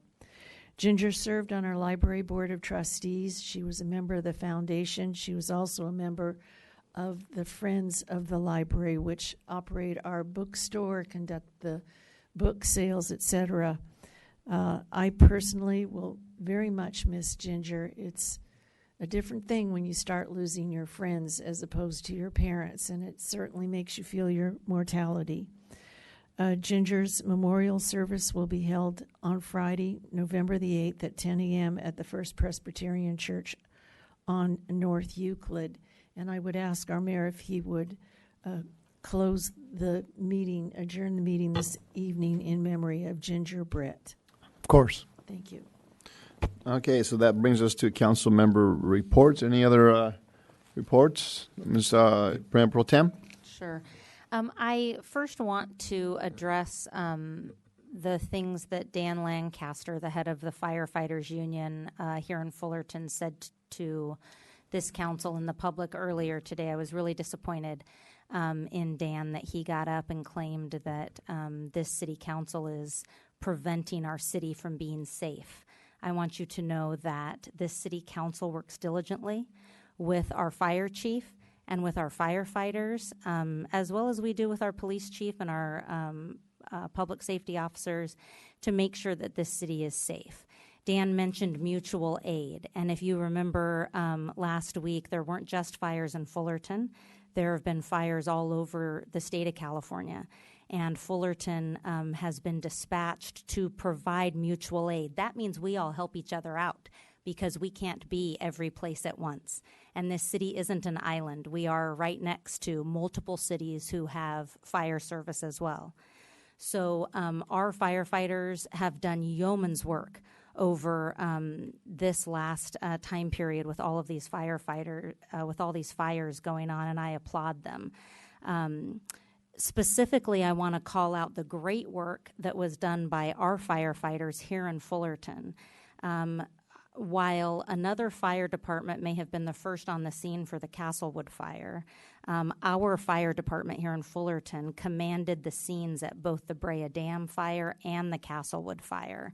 I specifically want to thank Chief Chris Nigg, who was the incident commander for the Castlewood fire, and Chief Brandon Coatney, who was operations for the Valencia fire at the Brea Dam. Chief Mike Meacham was the incident commander, and Chief Nigg was in charge of operations. All of our Fullerton firefighters on duty that day responded to both of the Fullerton fires, as well as the fire on the 57 in Diamond Bar. Chief Jamie Newton oversaw both of the fires in Fullerton, coordinating resources with LA County and Orange County fire departments. And Chief Kathy Schaefer, who I appreciate being here tonight, worked with Lieutenant John Radis from our police department on providing continual information to the public. I personally live up by the Castlewood fire, and all of us in that neighborhood were and continue to be very grateful to our fire department and the neighboring fire departments who made sure that not one house was touched by that fire that happened in open brush. I also want to mention that while Dan mentioned a lack of resources, Councilman Zara and I just attended this morning the dedication of a brand new customized fire engine at Fire Station 5, which serves East Fullerton. That engine cost $750,000. It's an expenditure that this council approved. It was custom made for us by a family company in Wisconsin, all American made, by the way. And that comes on the heels of many of us attending another dedication of a new command vehicle as well, completely customized, that commanded the scene at the fires here in Fullerton this last week. I also would say a congratulations to our fire department because they are not supremely understaffed. In fact, for the first time in many years, there are only 3 vacant positions in our fire department. I got to attend the fire academy that was the third of 3 fire academies this year to bring on new firefighters to our department just a couple weeks ago. And I was there in the third of 4 weeks of training. There were 8 trainees still in the fight to be Fullerton firefighters, and 7 out of 8 of those finished that academy and are now employed here in Fullerton and will be on probation for the next year to see if they can continue to make it. And I wish them the best of luck. Fullerton is a fantastic city that prioritizes our public safety and does everything we can to keep it safe. Do we have money for all the bells and whistles and everything that we would want? No, no one does. And we need to continue to be as creative as we can to provide as much resources to our public safety as possible. But what we, this council, I'll take the liberty of speaking for us, and any of you can disagree with me, but what we need are employee groups who want to work with us to continue to be as creative and as productive as possible to assure the public that we all do everything we can to keep our public safe. And then I also just want to let you know that on November 13th, the Fullerton Women's Leadership Forum is having its 15th annual leadership event. Councilmember Flory and I, as well as former Councilmember Pam Keller and the Women's Club of Fullerton, co-host an annual event honoring women leaders here in Fullerton. And this year is going to be a spectacular event. I encourage women and men alike to come join us. It'll be, again, November 13th from 5 to 7:30 p.m. at the Fullerton Community Center. It's a free event. We'll have food and drink there as well as feature local nonprofits who are doing great things in our community. You can come and learn how to be involved with them. A lot of them also are social enterprises, and as such, they sell items to where the profits go back to benefit those they serve. So again, it's on November 13th from 5 to 7:30 at the community center, and I invite you to join us. And then I will just say this last Saturday, Councilmember Flory and I got the privilege of attending the Women's Club of Fullerton annual holiday event. And they raised money there to benefit Hoya Scholars, which is a great nonprofit in our community that mentors and tutors school-age kids in a neighborhood where historically not many, if any, of those kids have even gone on to college. And they are now, through their program, sending many kids from this neighborhood, the Garnett neighborhood in the east of Fullerton, to college, where they're graduating and taking on great careers. So we were really pleased to be with the Women's Club as they fundraised for Hoya. And I would mention that Subaru, Ocean Subaru here in Fullerton, has chosen the Women's Club of Fullerton for the second year in a row as their charity of the year. So for the next few months, every car that's leased or sold from Ocean Subaru, $250 will go to the Women's Club of Fullerton from that lease or sale to help them help others in our community. So if you're in need of a new Subaru, I invite you to check it out. All right. Thank you very much, Mayor Pro Tem. Mr. Zara? Sure. Thank you, Mr. Mayor. Good evening, everybody. So I just want to start by saying that I want to wish everybody a happy Veterans Day, especially to our veterans. And thank you all for all your service. And as an immigrant who came for freedom, I really appreciate all that you have done for us. I have not missed for the past several years the Veterans Parade. Unfortunately, I will be missing it this year because I'm traveling out of the country, but I will be with you in spirit. I also wanted to thank our firefighters, our police, and our city staff for all the work they did in combating the fires, whether in our city or elsewhere in our state.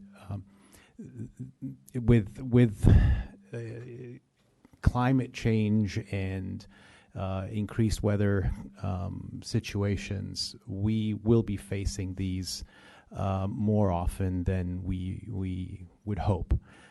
So public safety is really paramount, and investing in our public safety is something that we need to start doing and now and looking into it and finding all opportunities to do so that we can prevent catastrophes from happening in the future.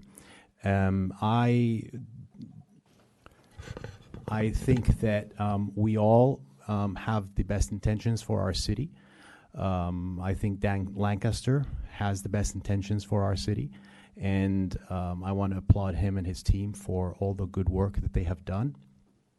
And I hope that we can all come to some common ground in how to actually invest in our public safety in the future. While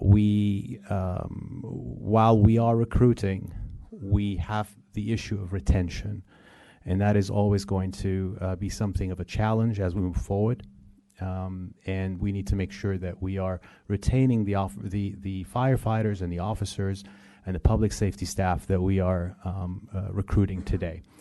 So also, I just want to thank also our police department for having a wonderful open house. I attended that, and it was a lovely event. So thank you, Chief, and thank you to our fire department and all the volunteers who came out and showcased what we have to offer in public safety to our community. I also attended a wonderful event at the Muckenthaler Center, hosted by Crittenton Services. And what it was actually quinceañeras for young ladies who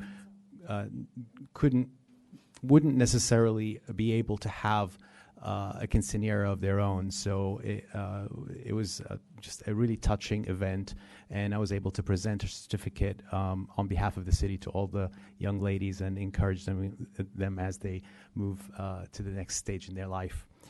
I also attended a couple of conferences and seminars, the League of Cities conference, which was hosted annually And it was the first time I see hundreds and hundreds of city officials from all over the state get together and discuss all the challenges and learn ideas from each other to bring to their own cities. And I certainly learned a lot, and I'm hoping that we can maybe bring some of these ideas to our city. And there was also a conference. We went with the ACCOC with Mayor Pro Tem Fitzgerald to a CalPERS conference. So, as you know, pensions is one of the our budget items that we have to deal with, and there's always room for discussion and looking forward and projections on how we can manage this debt as we move forward as a city. And it was a great discussion and with CalPERS, and it was the first time actually CalPERS has a public a special session in their conference for elected officials to actually hear our thoughts as municipal officials. So that was a good thing. And lastly, I just want to mention there's a lot of other things that we get to go to and do so, but in the interest of time, I will just ask if anybody's more interested. I do post things on Facebook. I have a Facebook page, Ahmad Zahra Council. The spelling of my name, you can take it from the from the plaque. I know some people have a hard time with that.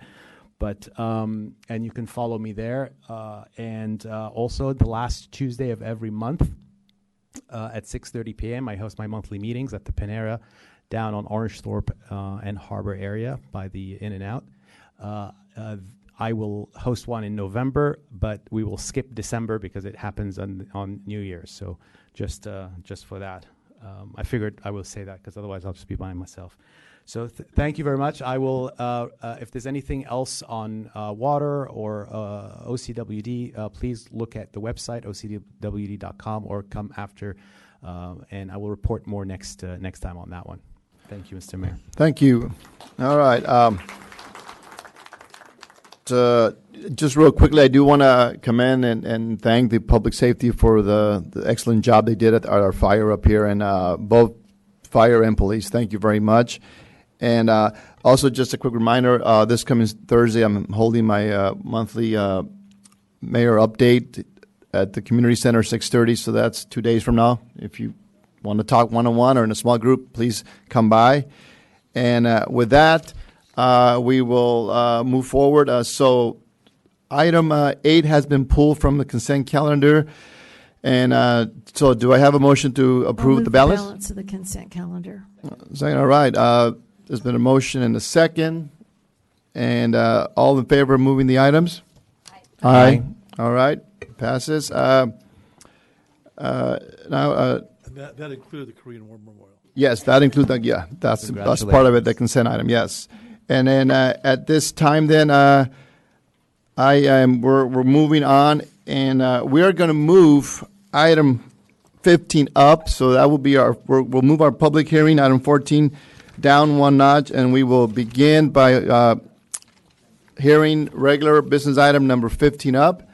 So if we would like, Mr. Domer.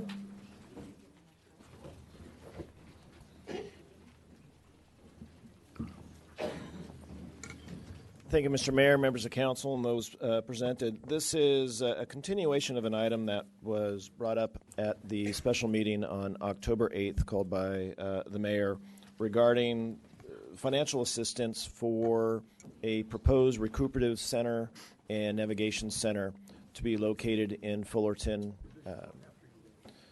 based on the Illumination Foundation working with the city to have that center here. During that time, or at the October 8th meeting, we did not have the specific location. The Illumination Foundation was still working with the property owner. They had submitted either that day or the next day after a offer, and then, of course, negotiation. So part of the council direction on October 8th was come back on November 11th to reveal the location, or to have the location, to have a more proper funding agreement for the commitment of $500,000 to it. So the location has been provided. It's 3535 West Commonwealth. It's on the north side of Commonwealth, adjacent to the Fullerton Municipal Airport. It is a industrial building. It is in the commercial manufacturing zone. As part of the item staff report, it outlines the process, the entitlement process that would need to be gone through in order to entitle it as the proposed facility. At this time, what I'd like to do is invite up the president of the Illumination Foundation, Mr. Paul Leone, to talk about what a recuperative care center and navigation center is and to talk about the property. And then after that point, Mr. Mayor, we can bring it back to council for discussion. Thank you. Mr. Leon?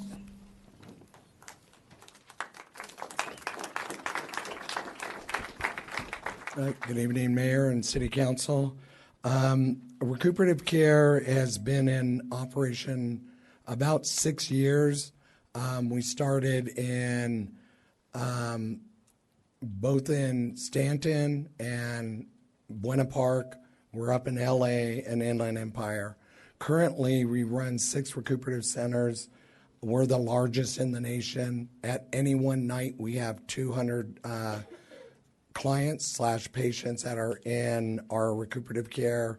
We provide wraparound services, healthcare, mental health, substance abuse, and more important, housing navigation. The county, Cal Optima, have a joint program that they pay us to take those clients in, and LA DHS pays us to take them in, and in Inland Empire, IHP, they pay us to bring those clients in. So now across the nation, there's over 300 recuperative cares. It's probably the fastest growing program that has shown year after year savings, compassionate care for clients, and the best practice to take homeless individuals off the street and prepare them to go into housing. Question, Mr. Leon. So the patients you serve, is there like a average age limit, or what would you say their average age is and so forth? So our average age of clients is approximately 48 years. As you may or may not know, life expectancy living on the street is between 48 and 49. So most of the clients, if not all that come in there, we do have some young, but most of the clients come in are basically seniors. Many people in wheelchairs, many people with chronic, persistent illnesses that just can't survive on the street. We do mild to moderate mental health care there. We refer out to the county and to different organizations that take care of individuals with chronic, persistent mentally ill. And then where do you, receive these patients from? Are they referred to you, or do you? How does that work? They're referred from hospitals. They all have to be referred. We have to accept them. We have to make sure that these clients can do their activities of daily living. They have to be eligible for Cal Optima. If they're not, then we enroll them in Cal Optima along with the hospital. Thank you. Any other questions from council? Yeah, would you talk a little bit about the community meeting that you had on Friday? Yes, we were right next door. We invited the community to come in to talk about the services that we'd be offering. We talked about, the good parts of having a shelter, the bad parts, and what we felt that would be really advantageous for the city, and to be able to show that we can do best practices. We shared our record. We shared our plan with the members that came in. We also invited them to come out to the shelters we currently run and to speak to the neighbors with or without us. They can just show up at our place and we'd give them a tour, the people that were at that meeting, and just heard their concerns and what they felt were, some of their basic concerns about having the recuperative care where it's at. And then my last question is, as my understanding of what we're going to do, what we're being asked to consider tonight is, solidifying our agreement for $500,000 commitment. should you be successful in getting your entitlements. Correct. And I understand that post entitlements, should we grant those, then there will be an operating agreement between you and the city.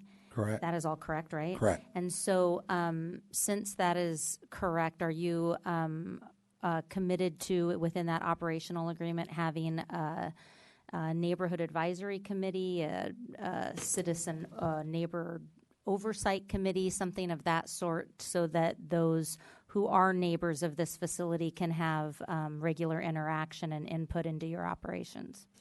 We can certainly look at that. When you start saying oversight, you have to understand that we have clients in there with medical and mental health issues, and HIPAA becomes a really, really big concern. We certainly, as we do in all of our recuperative cares, invite the neighbors to come in, take a tour, and to give feedback. In all the 16 areas, LA, Inland Empire here, that we run, we've had a couple complaints. One time, one of the neighbors was complaining that he saw some litter. We immediately went out, picked up the area, and really policed the litter. But we have never had one incident of a neighbor or any of the adjacent buildings say, we've seen people walking in, walking out. As a matter of fact, in Stanton, we were open a year, and when we went back, it was a year pilot program. The city council, Councilman Royce, said, well, when are you going to open? And we said, we've been open a year. And he said, well, I guess it's good to go. Yeah. So I have no doubt. Yeah, I yeah. have no doubt. Do your other recuperative centers also have emergency shelter navigation center beds? this will be the first. We run a navigation center for the city of Anaheim. But as I said, this is probably the template that most cities, especially tonight, are looking to model if it works. And we know it'll work because it will bring in private funding. As we said, we have a private donor who's purchasing the building. No government money, it's private money. They just want their money back after a few years of us running it. Other than that, or they'll donate it, we're not sure. But we've never had an opportunity like this where we've been able to really coalesce private, public, and the county on one crisis situation. So I can tell you, nationally, people are looking at this. Definitely statewide. We just got back from LA and speaking to people in Sacramento, and people feel that this is an opportunity, especially for Fullerton, to show that it works. So in Anaheim with your navigation center, do you have a community advisory committee that interacts with you on a regular basis? We don't. However, the city does have open line. We've taken probably over 200, 300 people through there. We invite any of the Anaheim residents and not Anaheim residents to come on a tour. It's open. We've never turned anybody away. So we would do that in all our shelters if someone wants to come and take a look. Again, I'm not sure oversight. Oversight. I wouldn't get hung up on that word. I Okay. apologize for Okay. using it. But certainly just so working you within know, the if we community. get to that point, I'd like to have a longer discussion about that. Correct. Yeah. No worries. Any other?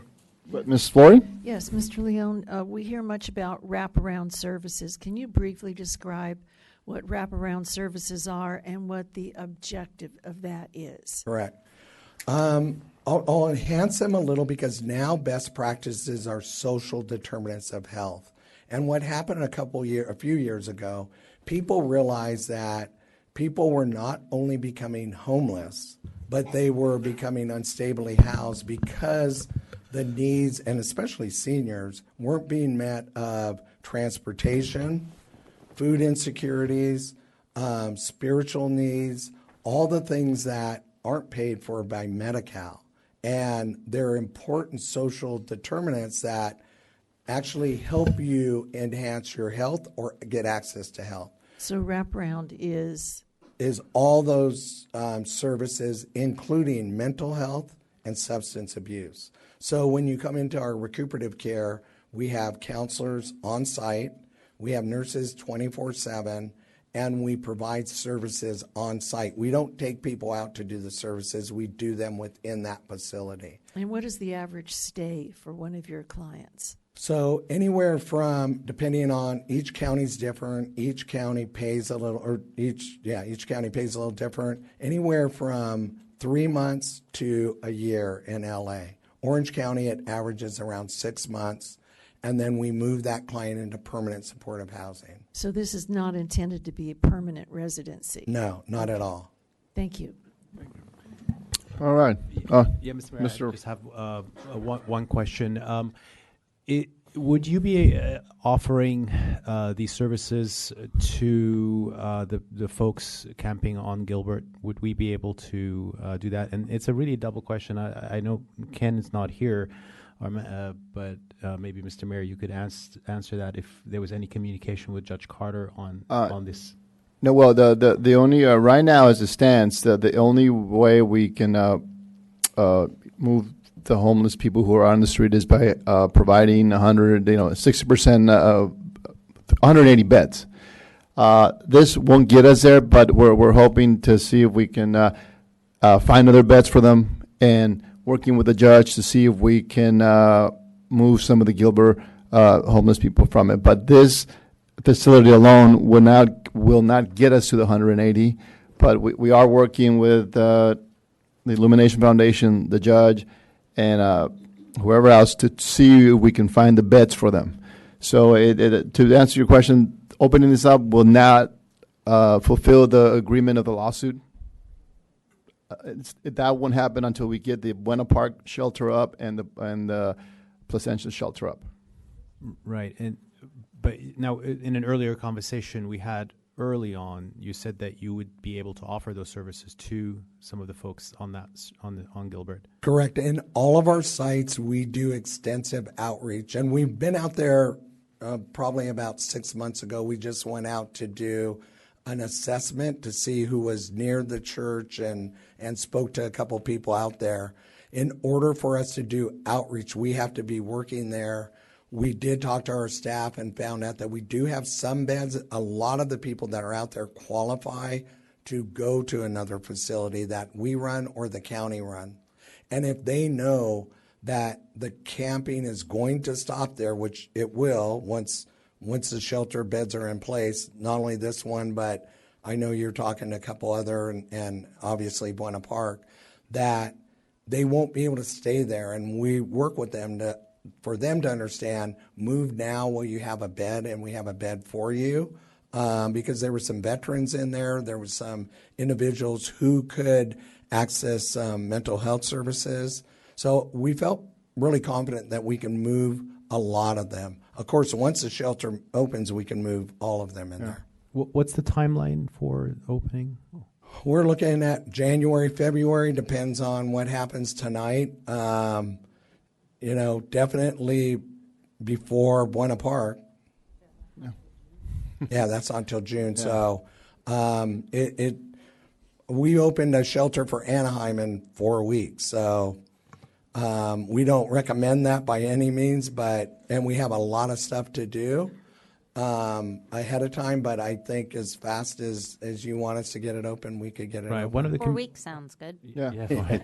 One of the community members who attended that event that you did,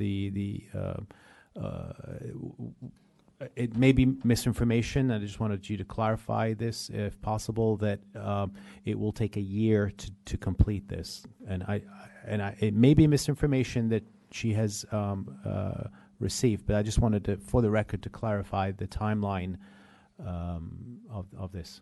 Definitely, it's not on us. It's on how fast City Council approves it. Of course, building it out, we can do it really rapidly.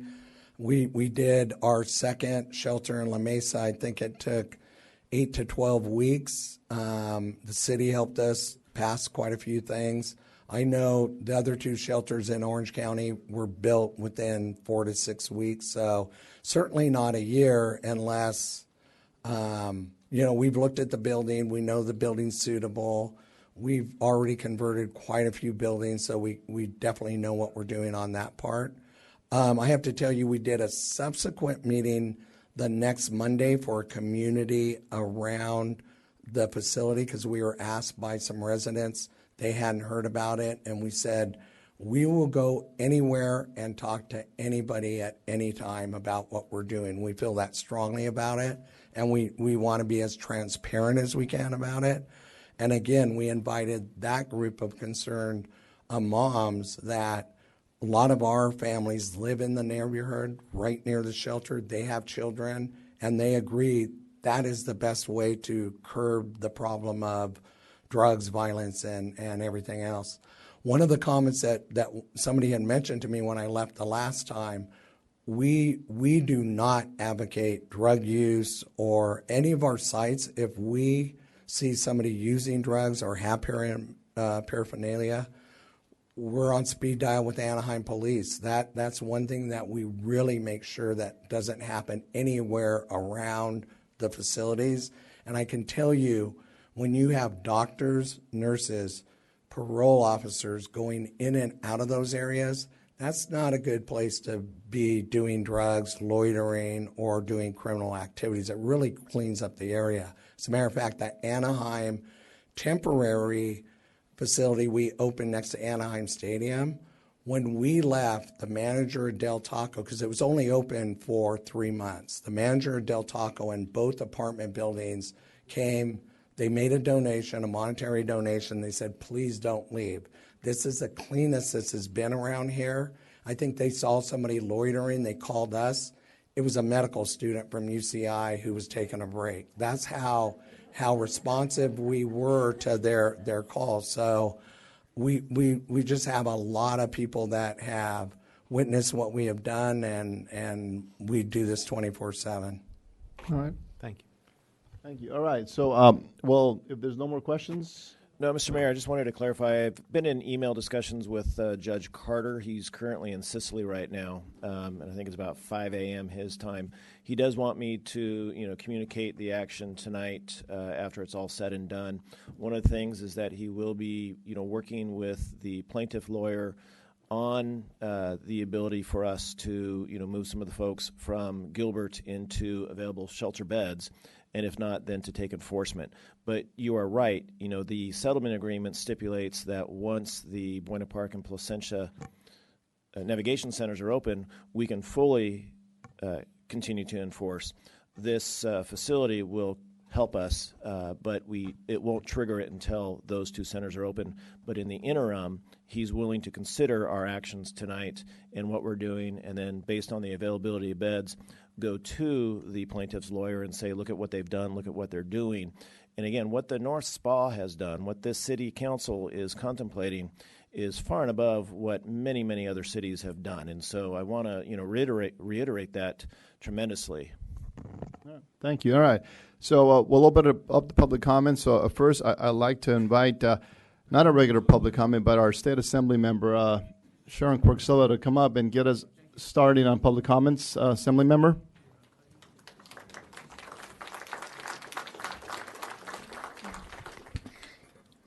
Good evening, Honorable Mayor and council members. It's nice to be here in Fullerton, a city that I think prides itself on not only education, as we're the education city related to all of our institutions, but also to taking a lead on issues that are critical. Today, as California State Assembly member, we held a hearing in Buena Park, the first of its kind on Orange County chronic homelessness. We had close to 200 people attend, and I think what came out of that hearing is we know that homelessness is a regional discussion. It not only affects Fullerton, it affects all of our cities in Orange County and across the state. We know that there are people working tirelessly on this, not just in the last year, 2 years, but for decades. Some here in Fullerton, Pathways for Hope, or FICE as it used to be called, has been working on these issues for almost 30 years. Many, many other organizations. Recently, with new engagement, there are multiple solutions out there. Too many to list. We know that some are more effective than others, but to do nothing to do nothing when we see over 400 people die on the streets of Orange County, that is the question for us tonight. We have the moral obligation in a housing crisis and a homelessness crisis to stand up, to be bold, and to say to the people in our neighborhoods, we want you as neighbors to be safe in your own homes and your parks. We want you to be able to come to your libraries, but we have to act as a community together to solve this, and to say things like, well, let's put them on a bus and then send them out to San Bernardino or Los Pinos. Those are not solutions. We have homeless here in not only Orange County, but in our city, and it's growing. And so I urge you tonight to continue on the path of standing up. If we have criticism that says, well, why Fullerton? How much can we do? We have to look around and say, so whether it's safe parking, whether it's looking at students with food insecurities, whether it's looking at our new homeless, which are seniors, veterans, or people in their homes that are on the verge of becoming homeless, I ask those who criticize all of the work that has been forward, what if it was you next? What if you had some kind of unforeseen health issue, like the many people across the state of California that are facing fires and are now recently homeless? They may not have thought they were, but I will end with putting a face to this, which is my brother Billy's story. He came from a loving family, which is my family, and yet in the end it was not enough, because being on the streets takes a toll on you mentally, physically, and many people that are on our streets are suffering from multiple issues: mental health, addiction, and even health. So I urge I vote tonight, and I thank the Tri-County Collaborative and all those who are here who have come in white to say, we come here for solutions. Thank you so much. Thank you.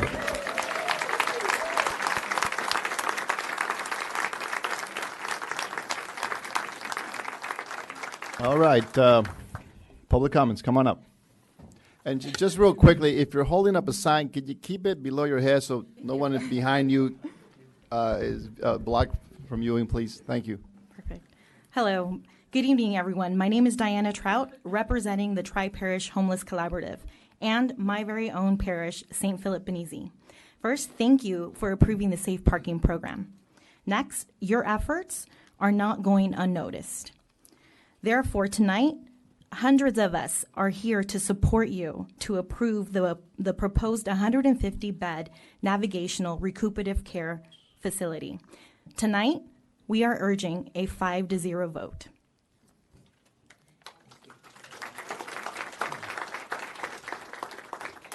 I'm Barbara Dieterle from St. Juliana's Church, part of the Tri-Parish Collaborative, and we are working with Illumination Foundation to make the best possible place. We have lots of support. We're trying to talk fast tonight, but if you see all the people in their white shirts, they are our supporters and really care about the homeless. Thank you.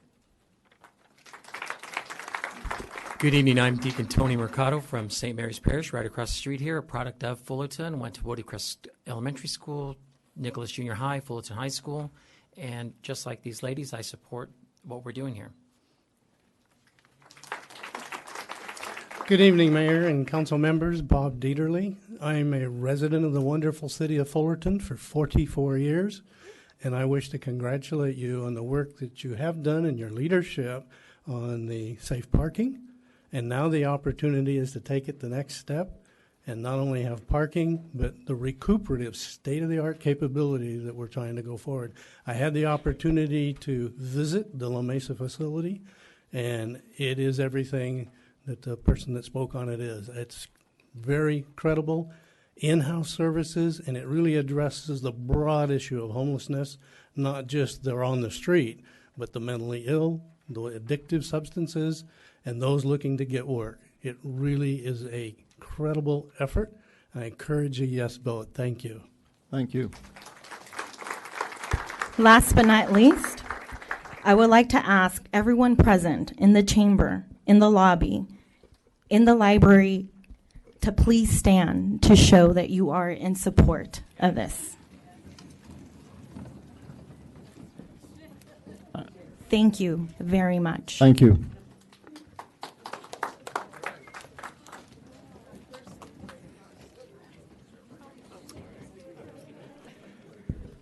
Good evening. My name is Tan Tai Nguyen, and I'm one of the auxiliary bishop of the Roman Catholic Diocese of Orange.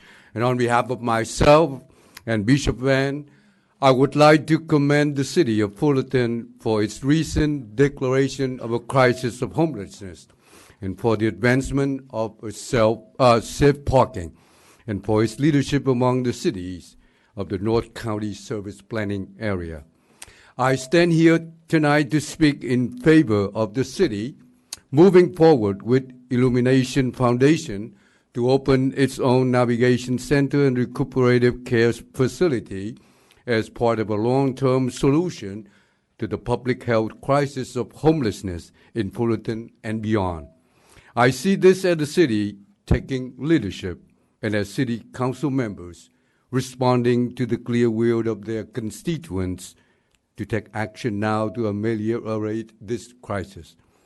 Sunday afternoon, 2 days ago, I was able to say the house blessing prayer at the new emergency family shelter, Bob Murphy House, opened by Illumination Foundation in Anaheim, and I'm very impressed with their holistic vision and track record of success in the cities where they have been given the green light to work and partner. We know that ultimately ending homelessness in Orange County will require more permanent supportive housing and affordable housing, and that centers like the one considered tonight are essential components in helping people to get off the street and into housing and necessary services. Finally, I want to thank the Tri-Parish Homeless Collaborative and other faith communities and neighbors who have worked together to make tonight possible and to encourage positive and transformative change in challenging times. And tonight, we can make history in Fullerton, and the Diocese of Orange stands with you. Thank you. Thank you.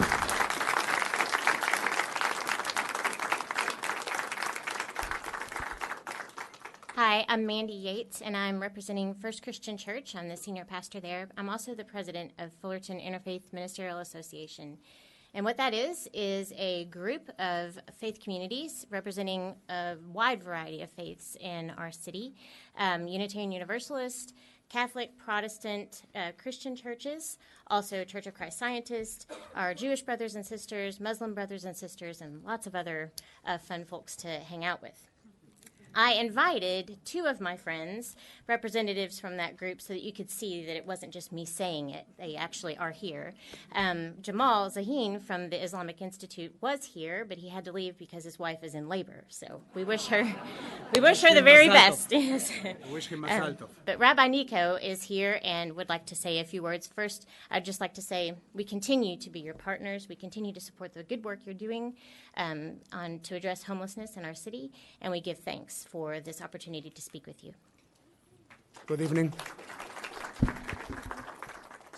So Professor Elie Wiesel used to say that the opposite to love isn't hatred, but indifference. We don't just have a homelessness crisis, we have a moral crisis as well. When we have people asking to remove struggling people from their side, that says that we have a moral crisis. And the solution to both starts tonight by your decision-making, your courageous leadership and decision-making. Thank you very much. Thank you.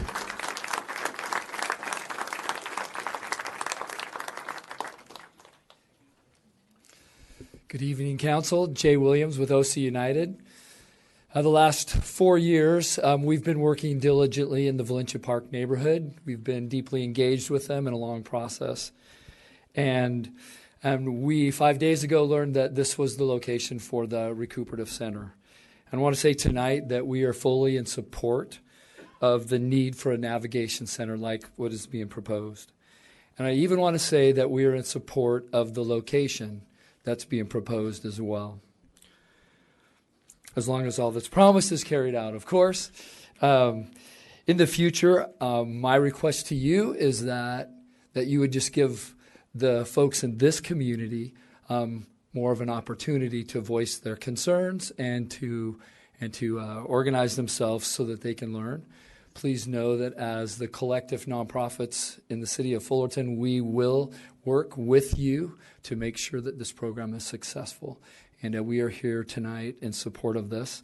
We also have a number of the leaders in our United Voices of Valencia Park who are here. Many of them are in the library in the overflow room, and tonight representing them is our community organizer, Gabby. Good evening, Mayor Silva and council members. My name is Gabby Garcia. I work for OC United. I have been organizing the community for a year, and I make my duty since last Friday to talk to them about the navigation center, and most of them, they are agree. They need it. We need the 5 boats. We have children in the other room that they are witnessing the bad behavior of the homeless, but we have residents that they said winter is coming. They cannot sleep in the street. And we are together in this. We need your vote. We need your support. Thank you.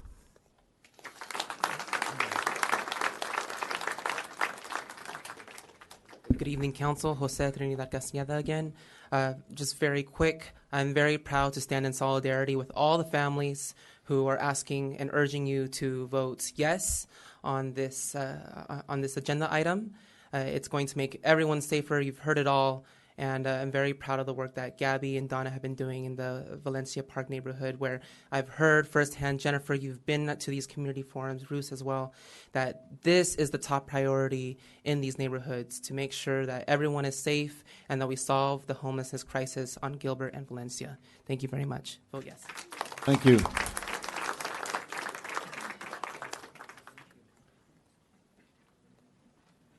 We're going in big groups, so you don't have to listen to so many people.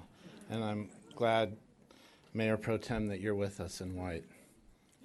Yeah, you got the memo.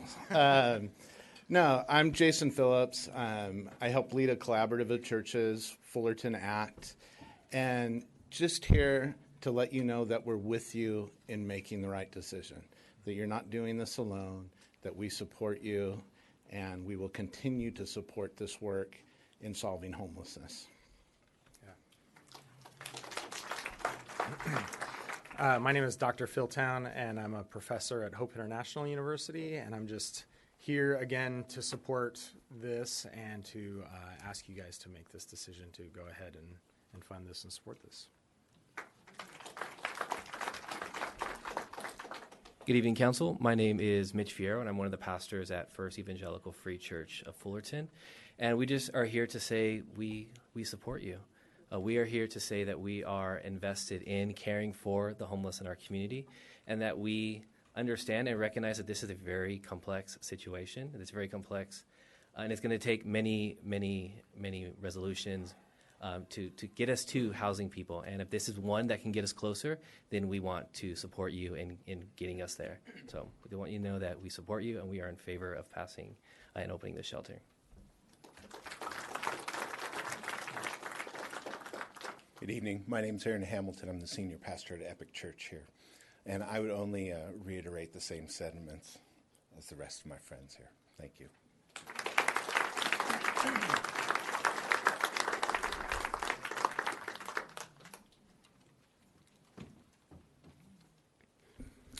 Mayor Silva, Mayor Pro Tem Fitzgerald, and Council. My name is Scott Kelly. It's my wife, Marcia. We are residents in Fullerton, and we are here tonight in support of the Illumination Foundation Navigation Center. Marcia and I have been involved with the Illumination Foundation for 10 years. Marcia is a neonatal intensive care and pediatric RN, has worked as a volunteer with the Illumination Foundation. For many years, I represented Kaiser Permanente on the board of directors for Illumination Foundation, and we both have personally witnessed the extraordinary. If you know Paul, he chokes up when he talks, and I've got the Paul Leon syndrome. the passion? Marcia and I have both witnessed the extraordinary and selfless team of caregivers at IF, who dedicate their own lives every day to saving the lives of others, men, women, and children, just like all of us. As a board member, I had the opportunity to speak to many community and business groups, and I would always share the story about Paul starting out as a public health nurse and seeing thousands of women and children parking in cars and parks throughout Orange County with no shelter, no hope, and no voice. At that time, Paul called homelessness the silent epidemic, and most people turned their heads, and some people still do. Now, years later, this social and economic issue is no longer silent. It's screaming at all of us, and it impacts all of our lives. So IF was founded with the mission to break that cycle of homelessness, and IF became the voice advocate for the homeless, illuminating, shining a light on this serious epidemic. I would always close any presentation I would make with 3 questions, and I think they're pertinent for tonight. If not me, then who? If not now, then when? And if not here, then where? This is the right time. Illumination Foundation is the right partner, and Fullerton is the right place. Marcia and I will be there when the doors first open to help and support in any way we can. I encourage all of you to join us. Thank you. Thank you.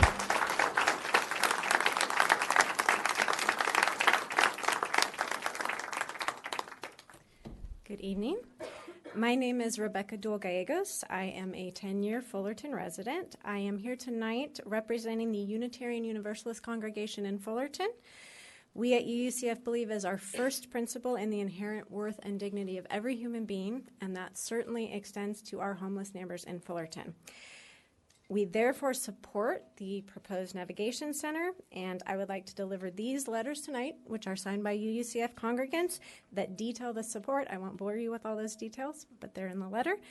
Thank you for your time.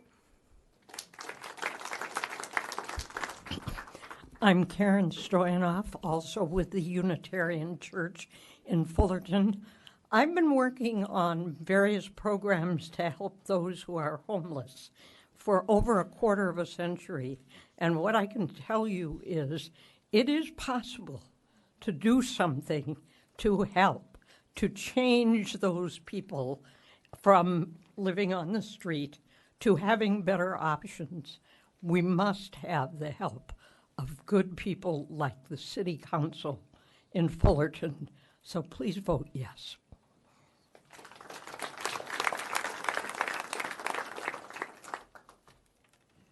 I'm Leslie Mahaffey, 30-year resident of Fullerton and from the Unitarian Universalist Church, and I fully support this effort and ask for your vote.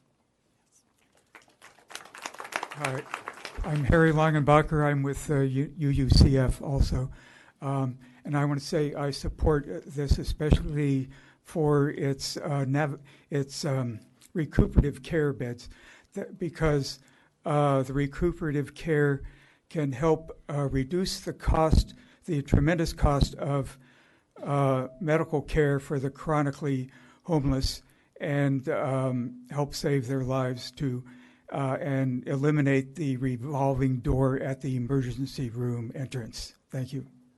Thank you.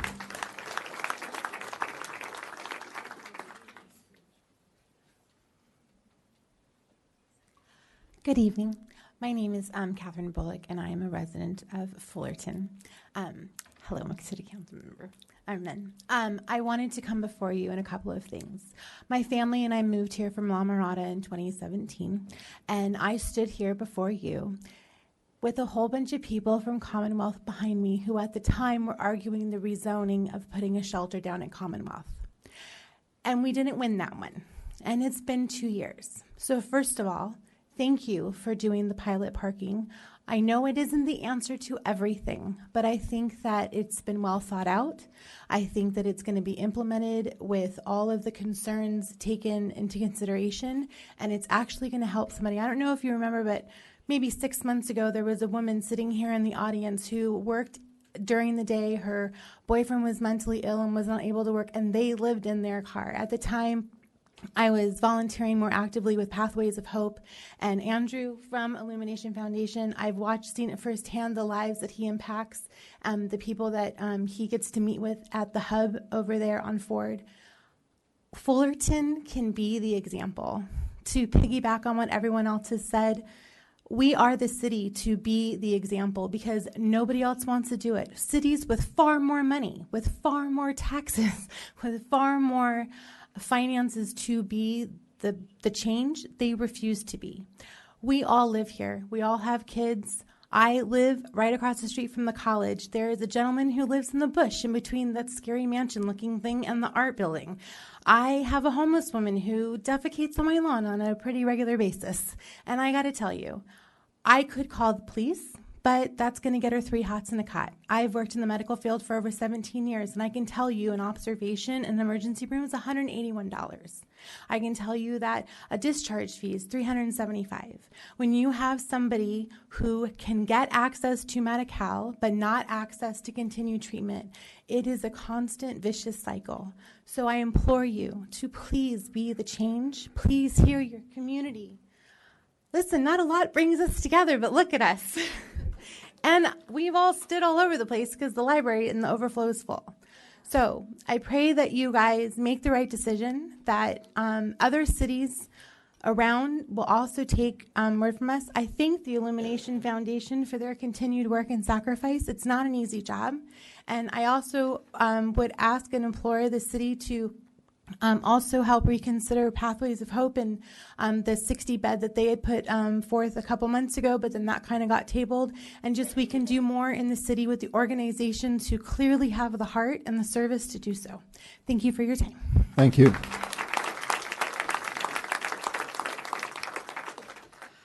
My name is Lee White, and normally I'm not afraid of public speaking, but I'm actually really scared. I don't belong to a church. I'm part-time Catholic and mostly agnostic, and I've been doing direct outreach in Fullerton for almost 6 years now because of the Ramos and Cincinnati not guilty verdict in the Kelly Thomas case. I had a direct experience with the Illumination Foundation. I specialize in helping the gravely mentally ill. A schizophrenic man who I was helping 2 years ago got maggots and lice and had to be 5150'd. Anaheim Global kept him there for about a week, and then Illumination Foundation put him at the Coral Motel, which, if you've been to, is lovely. And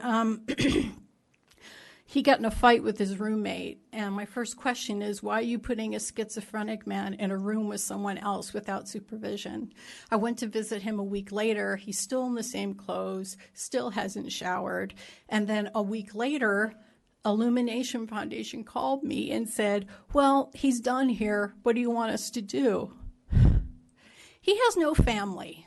And I found them on the internet, and they want nothing to do with him. And I said, could you at least take him back to the transportation center where he knows where he's at? And they said, okay. So I begrudgingly say yes, but please be mindful and please follow through on what is best for people who are gravely mentally ill. And on a side note, I think the no walk-ups thing is crap. And it's one woman at Kelly's Corner told me, I'm afraid to sleep on the streets tonight. I might get raped. As a rape victim myself, this was so visceral to me. She said, where can I go? I'm like, nowhere. Nowhere in Fullerton do they have walk-ups. The other thing is we need more homeless liaison officers. They have access that I don't have as an advocate and other advocates have. We need all hands on deck. I wish everyone the best and most success. And I'll pray, even though I'm part-time Catholic. But I will pray and say the rosary because I want this to work. But it needs real scrutiny, mindfulness, ownership, supervision, thoroughness. So I appreciate what you're doing. The last thing is there's still no Kelly Thomas Memorial. Thank you. Thank you.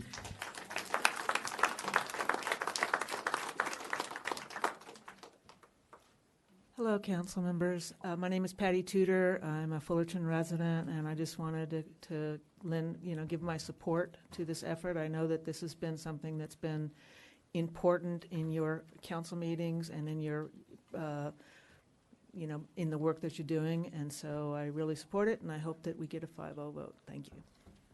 Thank you.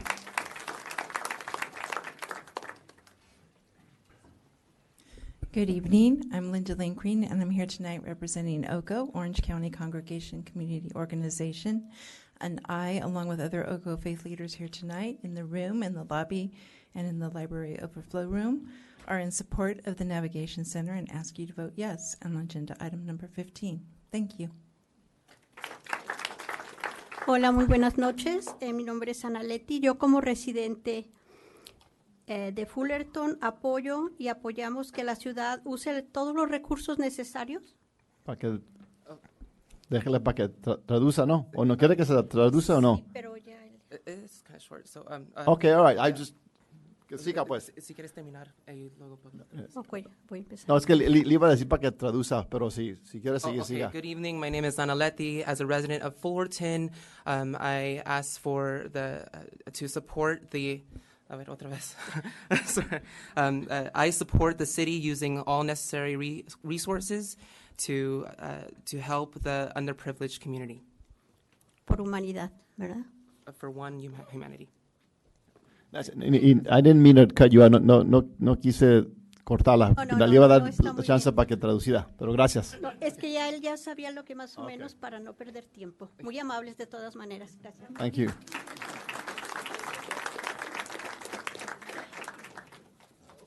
Hello, my name's Anita Adriano, a resident and business owner of Fullerton. And I come here before you because as much as I know that we need to find solutions, I'm aghast at the fact that, once again, the City Council wants to sandbag us with making these decisions without making all of us informed. So the first question I have is, won't we meet the number of beds that we are required to have to enforce our anti-camping laws once the Buena Park and the other shelter goes online? So therefore, we don't need this navigation center to enforce those laws. We just need those beds to get online, if I'm not incorrect from previous meetings. The other issue I have is at the council meeting when this was first presented, the question was asked whether this location was in the overlay sites where they would be approved for this shelter. And the Illumination Foundation said, yes, it is in the overlay area that would be approved for having a shelter already zoned for that. Yet now we find out that it's not. Okay, so how are we to trust what they're saying to us? And then I go on with the fact that you give us 3 days notice that you're going to have a meeting to explain this. And that's it. One meeting. No further outreach to anybody else within the community. Other than the fact that the churches are all, preaching this on Sunday during their services. So with that, I urge you to stay this vote and inform the community of what you're doing. You've already put in place a safe parking program without reaching out to the business owners, without reaching out to the residents. And now you want to put in a 150-bed shelter, 60 beds for recuperative care, 90 for navigational, with, once again, no community outreach. Mayor Pro Tem, you made the most profound statement at the last meeting. You said, let's not mess this up the way we did with Pathway of Hopes. And yet you do it again by not informing us, the residents, the taxpayers, the business owners. I'm not against, I can't say whether I'm for or against, because you've had one meeting, which you announced 3 days before. Yet you sit before us and are willing to vote. Where is the consideration for us?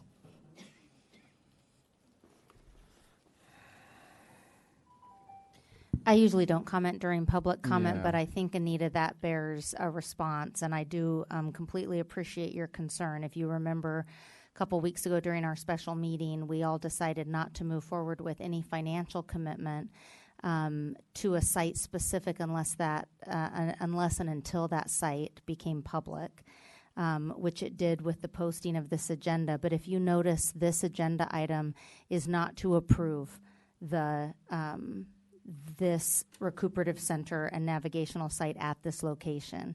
It is to start the process of whether or not we will entitle it through a conditional use permit and solidifying our commitment of $500,000 if through that conditional use permit process, this city council continues to make those decisions of approval.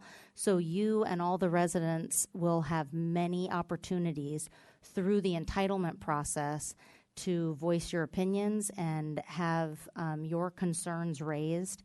So I don't want anyone to leave here tonight thinking that this is one decision and this opens tomorrow or it's approved to open tomorrow. That is not the case. We still have to go through public hearings of conditional use permits. So you and residents will have a lot of opportunity through the next couple months to weigh in on this. Yeah, next. Council members, I'm Barbara Johnson, a resident of Fullerton for 56 years and a member of my faith community, the Congregational Church of Fullerton, for the same number of years. And I brought a delegation with me, and they're in the overflow, so I'm speaking up for them. Most of you know me over all these years, since 1975, as a founder of what's now Pathways of Hope, which used to be the Fullerton Interfaith Emergency Service. And we came to, it would only have been possible to do then because... Put the mic a little closer to you. 17 faith communities came together to form it without money, without anything. It was on a dream and hope. And we know how many families, homeless families, have rebuilt their lives because we've had our Pathways of Hope. But the only way it happened then, and the only way I think this is going to happen tonight, is when we have this public-private partnership, that's been the success of Pathways all these years. And when we've worked with the city of Fullerton, the county of Orange, the state government, and even the federal government, these funds have come to make the situation better. And I've always thought one thing we never had with Pathways of Hope was a recuperative care part of it. And I was so impressed with Paul Leon saying the success that we have had. So my faith is that we are going to move mountains, and that as all the faith communities here stand for, we are all trying to do the basic tenet of all faiths, to love God and to love our neighbors as ourselves. So I'm counting on the city council to move forward with this, and I feel that we can move mountains, and we can really have we may even have an end to, I go to St. Philip's the second Tuesday of every month. We lift up all those who've died without fixed abode every single month. And there are at least 25, and as you've heard, about 300 in the whole year. And we will do it at St. Philip's every second Tuesday until there's no one who has died without fixed abode. In other words, homeless in the city of Fullerton. Thank you. Thank you.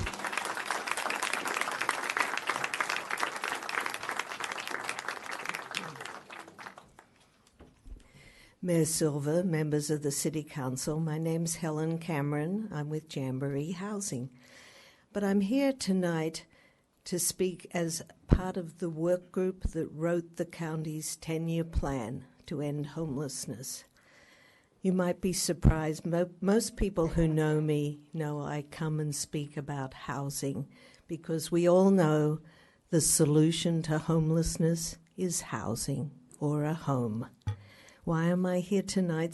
To support the Navigation Center, because it's part of the solution.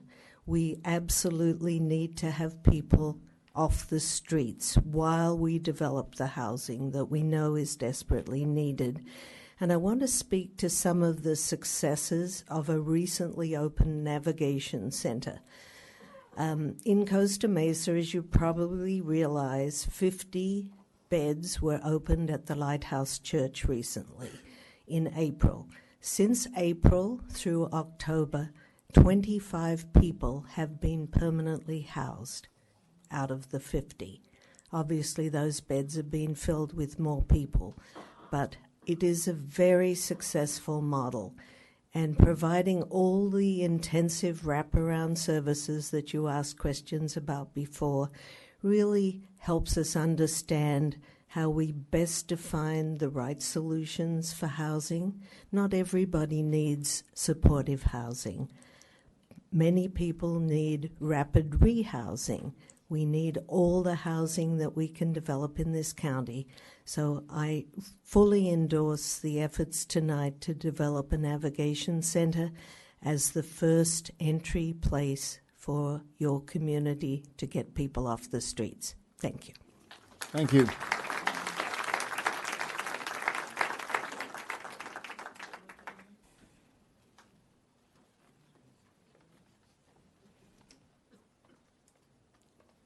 Good evening again, Council. I have a question from the gentleman that gave the presentation. With all the religious organizations that are here tonight, I didn't hear a mention of a multi-sided chapel in the facility. So often it is needed, so someone or possibly a relative or that might find someone would want to go for contemplation. And I think it should be a part of any situation. It's a part of many hospitals, and I just think with all the organizations that are supporting them so diligently, they should return and have a multi-sided chapel in their facilities. I hope they consider it and think about it. And I thank you so much for allowing me to speak. Thank you. Thank you.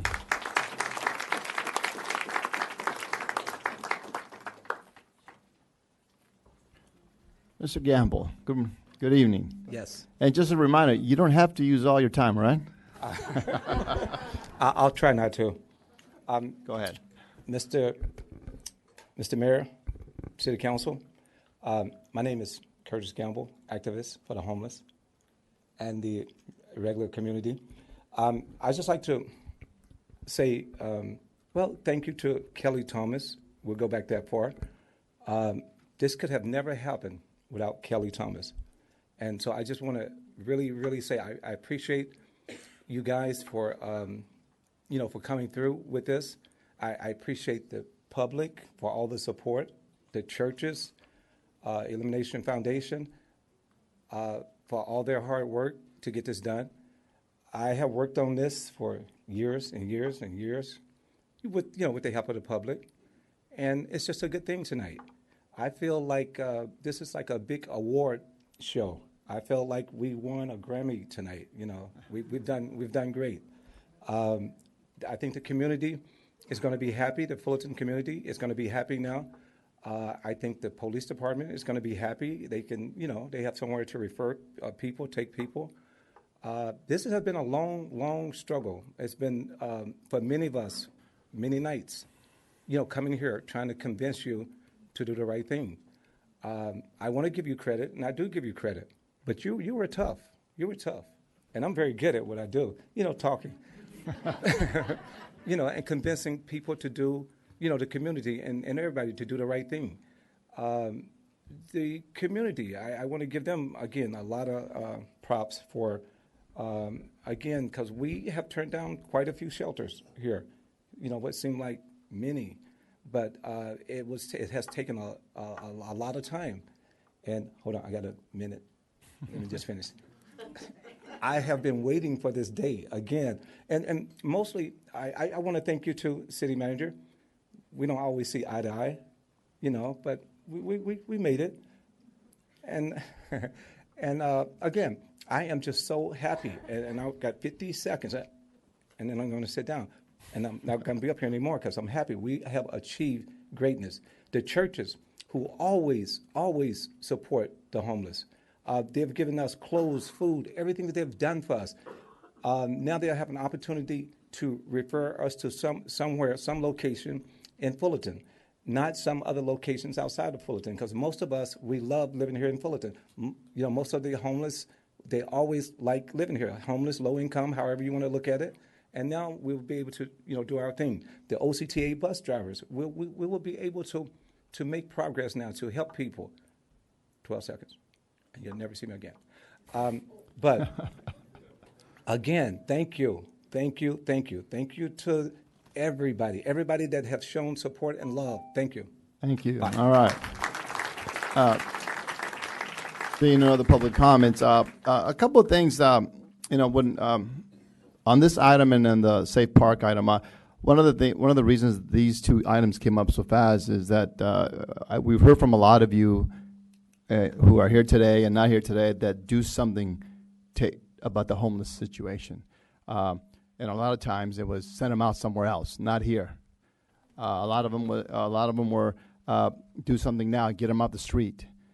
And so we've all had those emails, those calls that have said do something. So as far as the safe parking, this was something that I was pushing the city manager on. So yes, he's taking the heat, but I was, as the mayor, I get to do a few things, and one of them is push the manager a little bit. And so I was pushing him to do something about that situation. And so we did, and we moved it fast. And there isn't a whole lot of lots out there that were going to be perfect. They had no one within 200 yards of another residence, of another building. We don't have that kind of city here. So it happened, it moved fast. But again, it's a pilot program, 6 months, and we're not going to have people walk up to the safe parking. We're not going to have them stay there all day. So yes, it's something that happened fast, and there wasn't enough notice. But some of these things, it was due to the emails and calls that we had. Do something about the homeless situation. Same thing with the recuperative center. A lot of things came into place. The public funding, the county, the city, they just came together at a certain time, and we had to take action. And we had to move forward so that the Illumination Foundation at least knew that we were on board, so they can go out with their private money and purchase a building, look for it. So yes, it was fast, but we're not trying to hide it. We're trying to address the situation that we keep hearing over and over again. Do something about the homeless. We've gotten these texts saying, this city has guts. They did this. Where's Fullerton? And now that we're showing some action, it may work, it may not, but we have to try and do something. So if we hurt a few feelings, stepped on a few people, didn't notify you soon enough, sometimes we do that, and it takes another 2-3 months to do things, and then we've lost the time, the place. We were trying to push this recuperative center sooner than later because we want to get it opened up as soon as we can so we can start to address the issue. Yeah, somebody mentioned, well, we have Buena Park and Placentia, one's there open, we don't need this. Well, Buena Park's not going to be open until June. Placentia, I don't know, March, April. And in the meantime, we're going to have all these months that we're going to keep getting these emails and calls, do something, do something, do something. So we're doing something. And I, for one, am really proud that we brought this and don't know what the vote's going to be, but we've been challenging. It's been a challenging time. And I want to commend the staff and the Illumination Foundation and the Tri-Parish and all the people who are here to support this issue. And I, for one, am looking forward to see what we can do with this. So I'm going to move the item to move forward, and we'll open it up to the council comments. There's been a motion and a second. All right, Mr. Zara? Yeah. Thank you, everybody, for coming out and sharing your thoughts. Thank you for everybody in the other room, in the library, also for coming out. And I hope we can see you also for other things as well. We do a lot of other things, so I hope this continues. I think a lot of people shared their sentiments, and there is a practical reason why we need to do this. There's a moral reason why we need to do this. There's also an educational reason why we need to do this, because we need to show our kids how we solve problems humanely.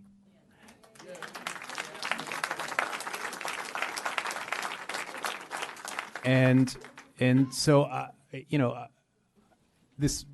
as I was coming to council, I was going to my car, and my carport in my complex is next to our dumpsters.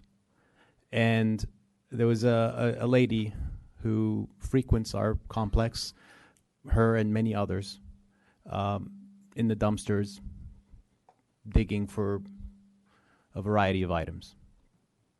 I often give her plastic bottles or others. And I was thinking to myself, how can I help her? How can I help end that? We cannot normalize this. And I don't want people and kids to think that this is the norm. Where we walk by folks getting in our cars and we see them in dumpsters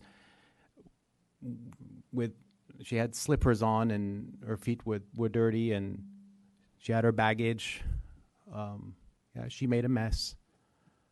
But that's not how life should be.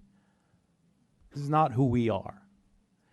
And I really refuse to be indifferent. And we can make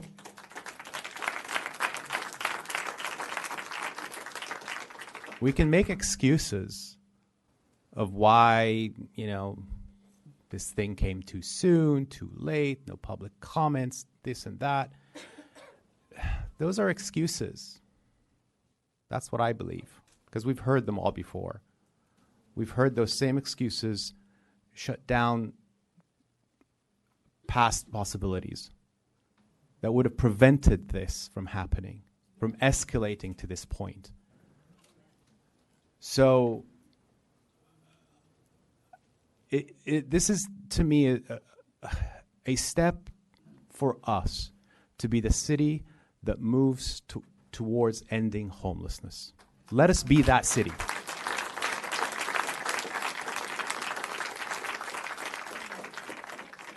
And I think we will all, and our kids, will be better for it. So I'm very supportive of this, and thank you, Mr. Mayor, for taking the lead. Ms. Flory? Well, I can see where we went wrong in 2013. And that was when the County of Orange offered to build a 200-bed shelter on State College, and that project was killed by one vote. The problem is we didn't reach out to the faith community to help support us, to give us cover. And it was a very, very close decision, and one decision that kept me up for 2 or 3 nights afterwards because we were so close. I'm just taking phrases out of everybody's comments. The bishop wins saying, "Make history in Fullerton, and the Diocese of Orange will stand with you." Rabbi Nico's talking about a moral crisis, which indeed exists in our city. Mr. Kelly talked about the silent epidemic that Paul Leon had referred to. It is time for us to deal with this, and so I can wholeheartedly support it.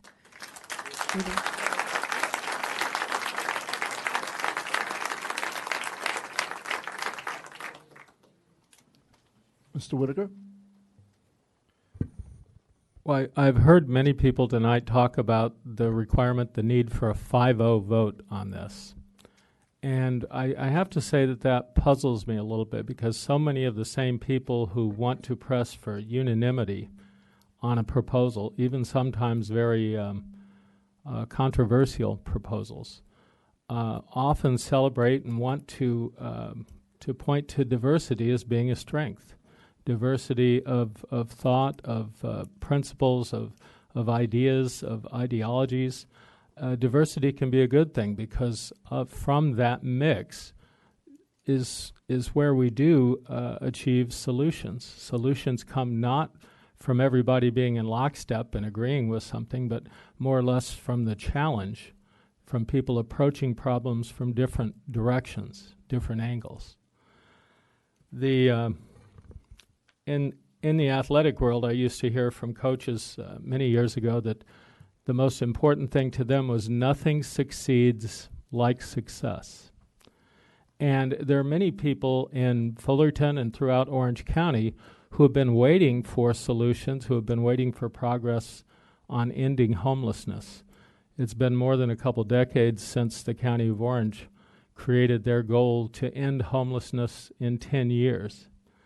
And, you know, I worked at the county for some time, and through that time with a lot of good people expending large amounts of effort, monies, time, energy, the homeless situation kept getting worse, and indeed it has. Here in Fullerton, I think a 5-0 vote would be representative, certainly, of the people who are amassed here this evening. But there are many other people who have been shouted down by this sort of effort from being able to express where they're coming from and what the world looks like from ground zero for them. And there have been questions about process, about the council moving swiftly and heavy-handedly very often, especially with long-established neighborhoods. So if I join in a 5-0 vote tonight, and believe me, there's a big part of me that wants to do that, and I'll give a few reasons for that. But if I do that, then that all those other people who you might call doubters or skeptical or whatever else, they have no representation on the council when that happens. I feel like it's important for people in our community to feel like they're being represented up here as well. And, you know, I was the person on this council who stood up in the Kelly Thomas matter because I do believe in respect for everyone. I do believe it's important to protect people who have mental challenges as well. And I do believe that everyone is entitled to safety and to the same level of service. Regardless. But I have been frustrated for many years by not really seeing any progress. We've had Pathways for Hope. We've had so many other good efforts in the city, and yet we are experiencing a spiking in the number of people on the streets right now in Fullerton.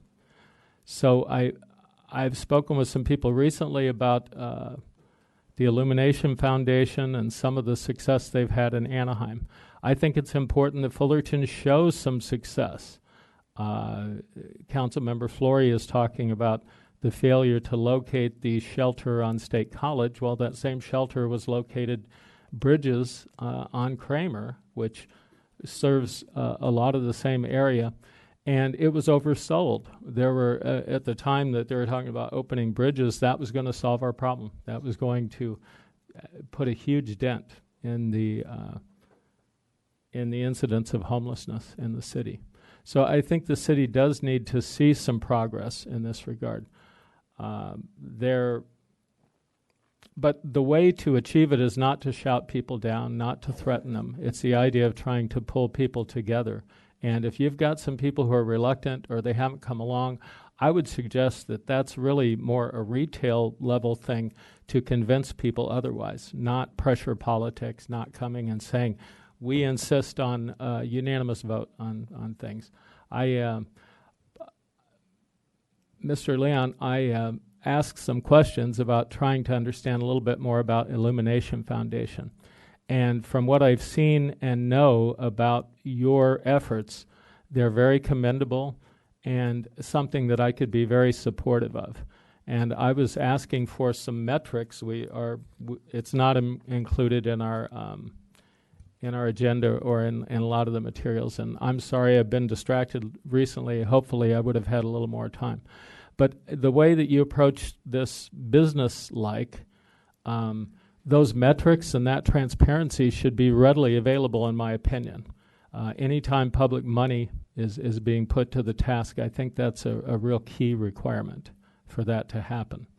There shouldn't really be any trade secrets on anything when that happens. I'm not accusing you of that, but the idea of everybody, nonprofits who are utilizing tax monies, which are not voluntary, and which in this city certainly need to be put to other purposes, certainly our infrastructure, our streets. There are so many other pressing needs in the city that while I appreciate all the efforts of nonprofits, they do tend to often lean on traditional tax-related sources for the most part. Now, I understand your model is quite a bit different, and so I at least have seen, I think, visibly some success in Anaheim from what you've been doing.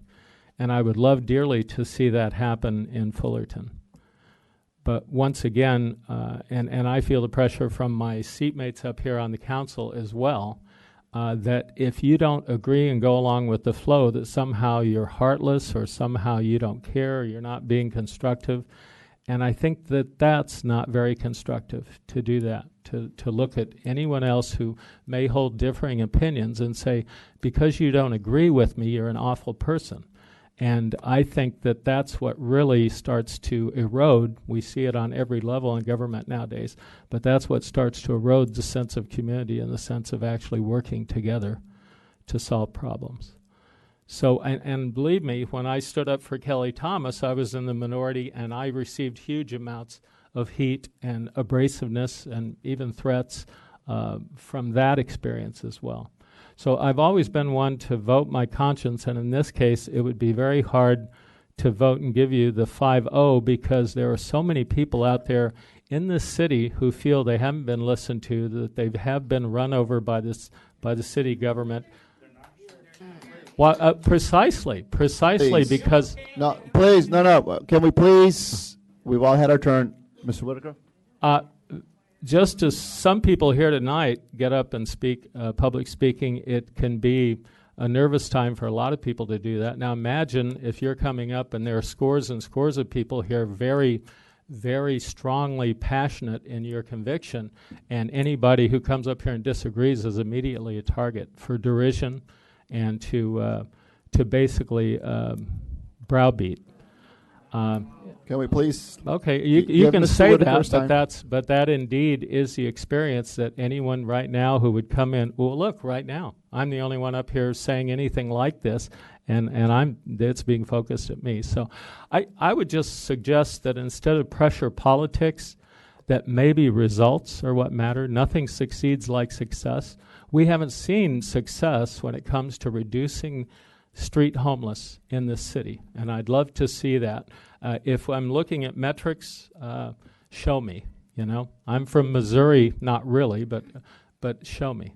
And you'll have so many converts and so many fans if they start seeing this go down. But instead, we have people, even federal judges, who say it's terrible that people are out sleeping on sidewalks, and yet a lot of these actions are keeping those people out there on the sidewalks, even to create this sort of pressure dynamic that's been happening. So I understand people getting excited about something being a movement and maybe making a name for themselves or their city or whatever else. I'm not interested in any of that. I just like to see this city renewed back to not having, these conditions which are unfortunate, and they're not working for anyone. So, Mr. Leon, I appreciate and I salute your efforts, and as I said, I think your model, from what I understand about it, is probably one of the more constructive ones that could happen. But in listening to the residents and listening to many people throughout the city, I feel compelled to still represent their side of things and say, show me, I'll be happy to admit that I'm wrong if you produce results. We have yet to see those results in this city. All right. Thank you. Mayor Pro Tem? All right. So can we please settle down? Everyone showed such great respect all night, so I would ask you to continue to do the same, because we all have a right to our opinion. And I want to say that I was proud in 2013 to vote in favor of the homeless shelter that would have been sited on State College. If I had it to do over again, I still would do the same thing today.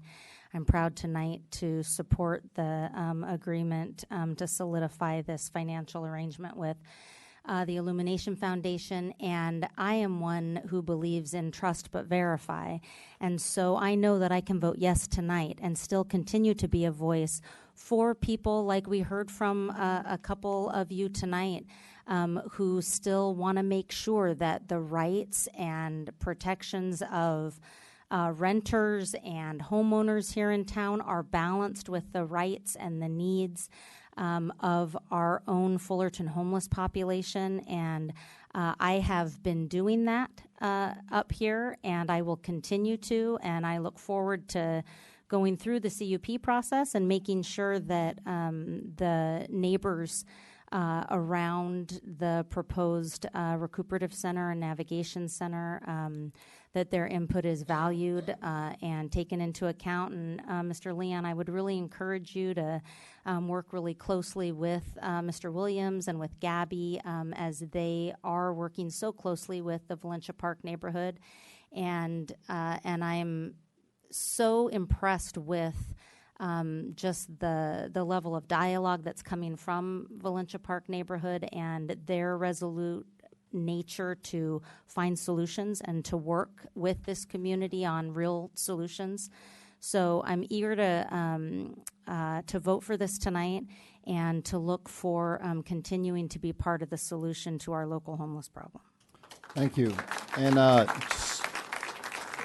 just before I call the vote, so remind me when you said about working with the residents, I've had about 3 or 4 students come to me as I teach, and they have a message from their parents. When are you going to do something about the homeless? And I kept telling them, you got to give us time. Just tell them they will. And one of them said his mom wouldn't go to church anymore because she didn't want to pass by the Gilbert area. So if you guys are out there awake, we're in the process of doing something, and I will hear from the kids and the parents if something goes amiss and this recuperative center is not doing what it's supposed to be doing, because they will find me.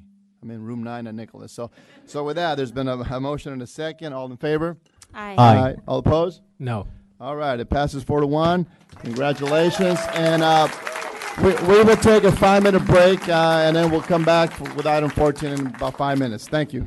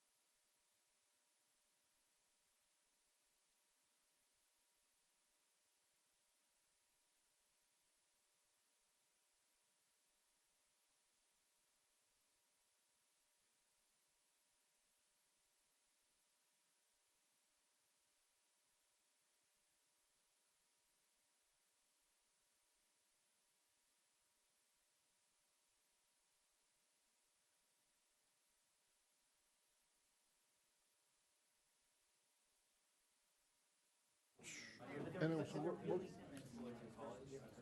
where is Ms. Richard Supan? Yeah. Shh. All right, let's reconvene.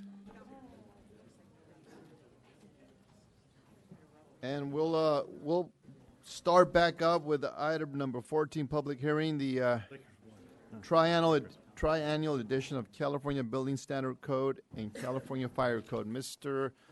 Supan? Yes. All right. I move to forego the presentation. And we can do that. So I'm here. You have the staff report. If you guys want me to I will do the second. Second. All right, so there's been a motion to second, I know, but even though you've waited, and I so appreciate No it. problem. I'm here to answer any questions if you want. all right, so if there's any public comment, we'll take that now on item 14. This is a public hearing. Right. Is it a public hearing? It's a public hearing, yeah. So you have to open the public Yeah, you have to open. Okay. We just did. Good. And no one wants to talk about And no one coming up to the podium, so we'll bring it back to council. Any other questions to Mr. Supan? No, it. It was a great presentation, and I move the item. I'll second. All right. Are we moving the recommendation? Yes. Yes. All right. Yes, ma'am. All right, so there's been a motion and a second on item 14. All in favor? Aye. Aye. Opposed? Do we have to read the? Yes, so the Mr. Mayor, this is the first of, there will be two more times before the city council, correct, Richard? One more. One more. Okay, one more time before the city council. Right, but I do need to read the titles, and they're long, so get your copy. Ordinance number 3276, an ordinance of the City Council of the City of Fullerton, California, amending Title 14 of the Fullerton Municipal Code to adopt the 2019 edition of the California Building Code with local amendments, including appendices I, J, O, the 2019 edition of the California Residential Code with local amendments, including appendices H, V, and X, the 2019 edition of the California Electrical Code, the 2019 edition of the California Mechanical Code, the 2019 edition of the California Plumbing Code, the 2019 edition of the California Energy Code, I had to get another breath there, sorry.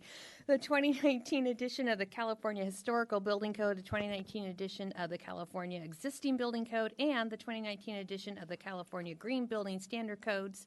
And one more, Ordinance 3277, an ordinance of the City Council of the City of Fullerton, California, amending Title 13, Chapter 13.20 of the Fullerton Municipal Code to adopt the 2019 edition of the California Fire Code with local amendments. All right. We move to 16. Thank you. Tree master plan update and request for direction and funding to remove hazardous trees. Who is Ms. Meg? It is me. Wade.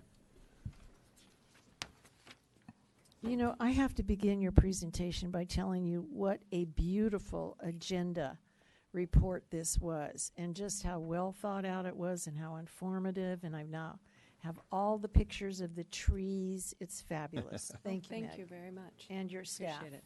Thank you. That was very nice.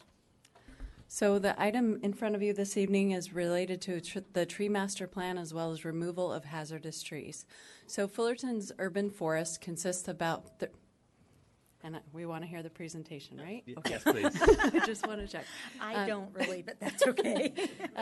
We have roughly 33,500 trees in inventory, about 9,400 vacant sites.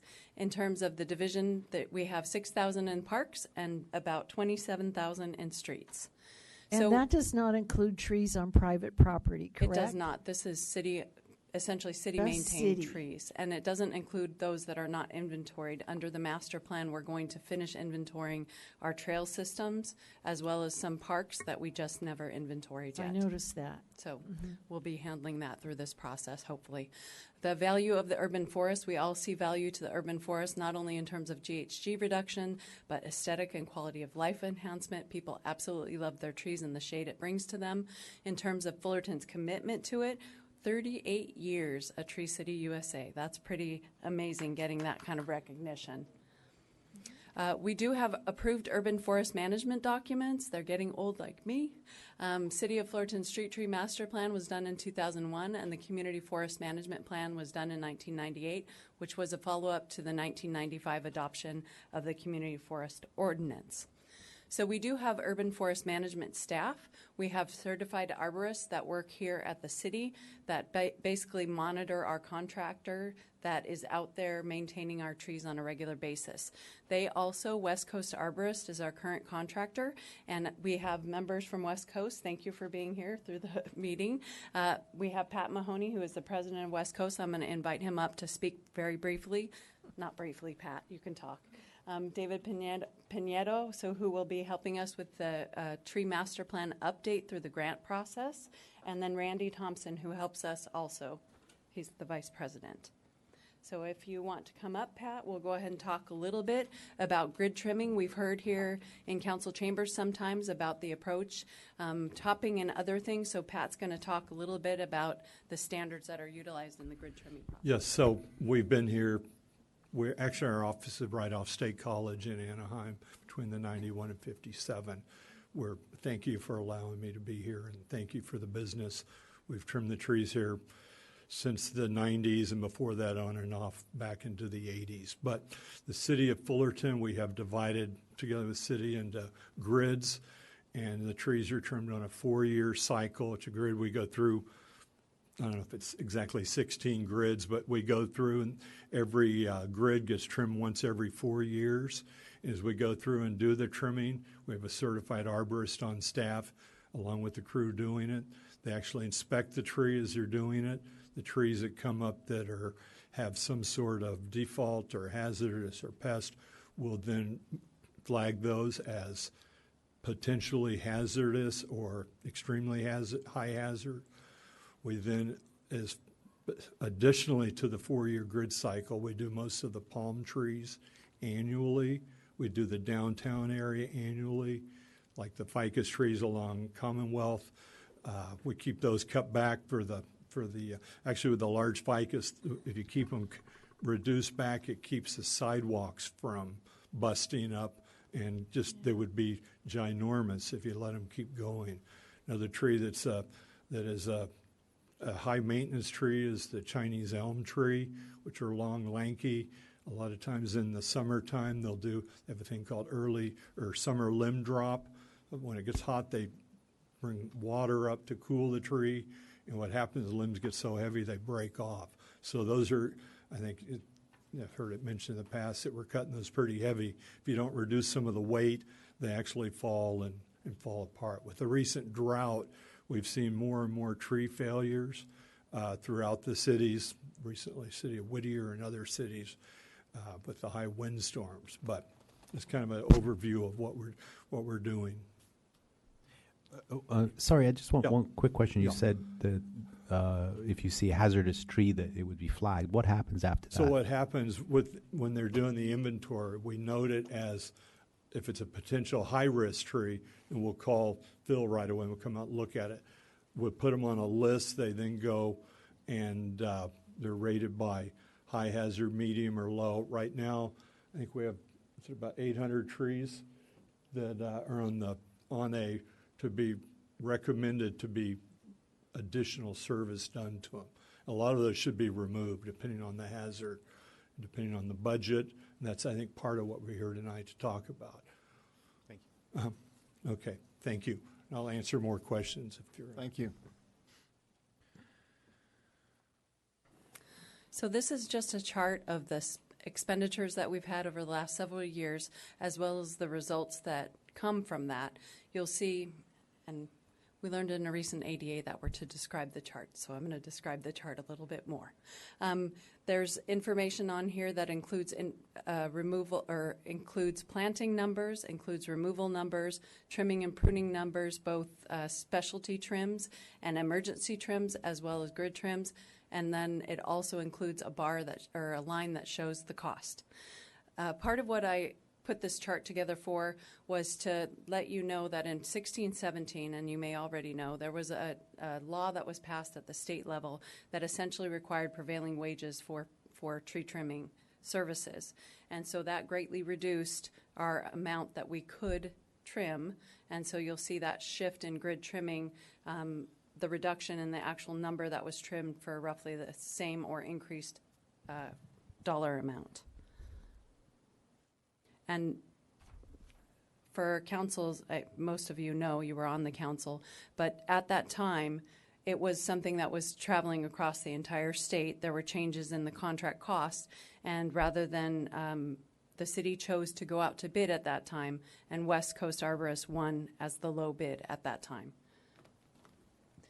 We have learned lessons over time. We talk about the master plan being adopted in the early 2000s, but even when the planting occurred throughout the city, many of them occurred in the 50s and 60s. And the trees we plant today would be very different than the trees we planted before. Pat mentioned the Chinese elms. As Public Works Director, even though they are lovely trees, I would never recommend a Chinese elm be planted because of what it does in terms of maintenance costs as well as ultimately to your infrastructure. But people love their trees, and we look at all of those things as we develop new master plan and tree planting palettes. So part of what we're looking at doing is updating not only those plans, the forestry plan, the tree master plan, but partnering with West Coast Arborists to also complete a survey of the existing urban forest, engage a community in the process of developing that tree palette that we're going to have into the future, and then a portion of the grant would be dedicated to planting trees. There's a second part of the council report, which is the hazardous tree removals, and Pat spoke briefly about those. He did mention that sometimes if things are hazardous, he reports them immediately to Phil Kaiser, and I should have recognized Phil, who's phenomenal, one of our team members on staff that helps us with the tree management. In terms of the removals, and those removals are done immediately. So we have, on the prior chart, it did show the removals. We've done, I think, almost 2,500 removals over the last 5 years. And that's because when the high hazards are brought to our attention, we don't wait. So these high hazards are a little less high hazard, but there are over 800 trees recommended for removal. There are two options, essentially. The tree program doesn't have the funding for it, so we're talking about funding it through the liability fund. And basically, one option is to remove all of those trees, basically authorize staff to move forward with all of them. The second and more staff recommendation is to enable us to move forward on the highest hazard at this moment, so those that are dead and dying and poorly structured, and move forward on those removals. That would remove about 166 trees, and then allow us to do an evaluation, have the arborists go out there and look at them as of today and do a phasing of the removals. And let me show you, so these are the costs related to what the recommendations are. $216,000 for the removal of the 166. There are about 470, I believe, on the inspection for prioritization, the evaluation. Those are medium priority. And then the low priority are more stump removals. So this gives you an indication that there are a lot of trees that we're talking about potentially removing. With the concentration at Hillcrest Park, it looks like. There are quite a few at Hillcrest Park, yes, and Gilman Park too. And the medium priorities, and then this is a low priority map. And the information on the council agenda, you can actually zoom in, so if you're interested in finding your neighborhood or looking a little bit closer, you can see it better. So essentially, there are two items for you to consider tonight. One is moving forward with a partnership with West Coast Arborist on a grant program for a tree master plan update, and the other is the hazardous tree removal, whether or not we choose to fund them all at once or whether or not we choose to fund the highest priority and then do an evaluation of the remainder to try to preserve that tree canopy as long as possible. And I've done this at a prior agency where we essentially looked at the trees and then we did 25% or 75% dieback and 50% dieback, and we were able to preserve the canopy for a few more years. Ultimately, you will have to remove them. It's not as impactful at once. Now, if we go out and we do the analysis and they're all at 75, 85, then we'd be removing them or making the recommendation to remove them all at once. So I stand ready to answer questions. I have a question. In considering the partnership, have you considered a third party or going out to an RFP on this? We talked about it, but realistically with the staffing levels that we have currently, it would probably delay the project. And we also have worked with West Coast Arborists. They did the initial tree master plan as well as have all the surveyed trees already inventoried. So it's much less, I think it would cost less for us to do it with them than to partner with somebody else in terms of staff time and delay in the process. Just for a little further clarification, we have a grant department at West Coast. We currently have about $7 million in grants. David manages our grant department with CAL FIRE. We have a real good track record. So right now we don't have the grant. We don't have the $300,000. We do a lot of planting in underprivileged neighborhoods where we're putting in for these CAL FIRE grants. And we have, like I say, a success rate. A big part of this would be planting trees. The city of Fullerton has an overly mature population. What's happening is like a family, all of your family's getting really old, and there's no new family coming along. So with this grant... That describes my family perfectly. Yeah. So with the grant, it's not like we have 300 and we're going to have somebody do it. We're going to go in, we're going to do all the work to get the grant, help fund it, help get it. The CAL FIRE is going to fund the planting, and we've done, we probably have $5 million in grants for planting in these underprivileged areas. We're going to go out and work with the community, the grant department, and to a successful end where we get new trees planted. And that's kind of the number 300,000. How did that come about? That's just a figure that that's gonna be what we apply for with the state, and that's gonna be to plant.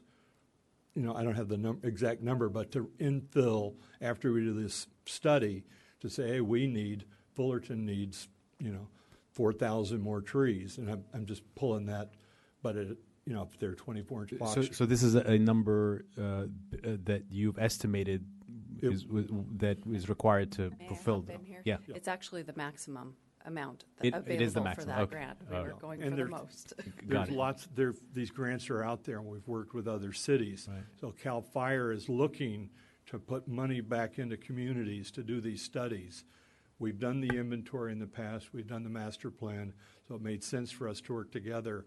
And we've got this history with CAL FIRE of being successful on these grants. And would this be enough, or are there other grants that we could apply for as well? The goal is to get the master plan and the street palette established and then going after the additional grants. So there will be more grants. There's granting rounds that come around. So that would be the goal, to establish the master plan and then go after additional grants. And one last, actually a couple last questions, sorry. When disadvantaged communities, how do you define that? I know there's different departments define it differently. How is it defined? Well, there's different grants that we've got. Some were for along the high-speed rail. We were planting trees. You may want to. Yeah. Come here. No, come on up. Talk about a few of the grants. So the disadvantaged community identification is put out by the state. So there's SB 535, and that's through EnviroScreen 3.0, and it identifies environmental hazards, so high population density, low green space, low income. It puts all those factors together, and it maps out the highest 25%, and that's what it describes as disadvantaged communities. And then there's another map which comes from, I think it's AB 1550, and that's based on low income, and that's how it defines disadvantaged communities. So when we're applying for those grants, there's a higher scoring percentage for communities that are planting trees and investing time, money, and resources. And have we identified these locations in our city? Yes, there's about 10 census tracts that are either EnviroScreen 3.0 disadvantaged communities or low-income communities as defined by the state. Okay, appreciate it. And the last thing is you mentioned community engagement, and what form does that take? Is it a committee? Is it advisory committee, or is it public hearings, or? We talked more about public hearings and more of community events, like partnering with the St. Jude Health Center and going out where the community is what we talked about. And then also it's surveys in certain areas because people do love their trees. There are certain areas where we potentially will be recommending a new species, and that engagement is part of the process as well. And does this engagement also include reaching out to private residents to give them advice on their trees and their properties, or HOAs, or? That wasn't part of what we discussed. Okay. All right. That's all I have for now. Thank you. Any other questions? I do. Ms. Flory? Yes. First of all, congratulations to you and West Coast Arborists for your creativity in partnering up to apply for a grant. I mean, I think that's just very creative. Thank you. I have a question about the recommendation. If we select 4B to fund removal of the 166 high priority trees, then going down to number 5, it says approve a capital improvement project to carry out tree removals funded by the liability fund. Would that only be if we approve 4A as opposed to 4B, or would we be appropriating the 837 but phasing it in? We would be appropriating the 837, but exactly, phasing it in. Okay, to move this show along, I am going to move that we support recommendations 1, 2, 3, 4B, 5, and 6. All right. We'll second that, and then we'll. Yeah, Yeah, that I'll would be a second it. phasing approach as opposed to doing it all in one fell swoop. All right. All right. Any other questions from council? All right. So we'll go to public comments. If you're wishing to speak on this, coming up.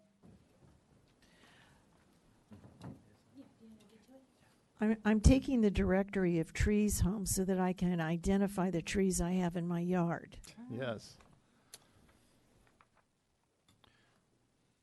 Is that it? I took a picture of this morning. Is this the 3-acre fire at the Brea Dam, or is that West Coyote Hills? Good evening again, Council. This is the 10-acre fire over at Castlewood, actually. Yeah. And this photo of the burn scar was to illustrate that the concept of our urban forest extends beyond just our street trees, but also to our open spaces. Urban forestry is very encompassing, and not just trees, but also native shrubs, flowers, and even invasive weeds, and also to the health of our soils. So I would like to also continue from my last meeting about the declining state of our Cedrus deodora, or deodora cedars, which are native to the Himalayan mountains and in India and colder, wetter climates, and are failing all across Fullerton. This is over in Laguna Lake, and there are dead large branches, entire dead trees hanging over the backyard of a private residence. Now, I do very much support the grant that is sought out tonight with WCA. I would also like to see what would be done with the lumber of these these mature trees that we could use for park furniture. And so I'm interested in that, such as, these very attractive raw, material benches that we could use in parks and trails.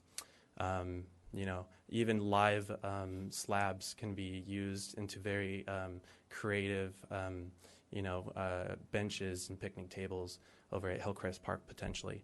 So I would like to comment on the pruning standards.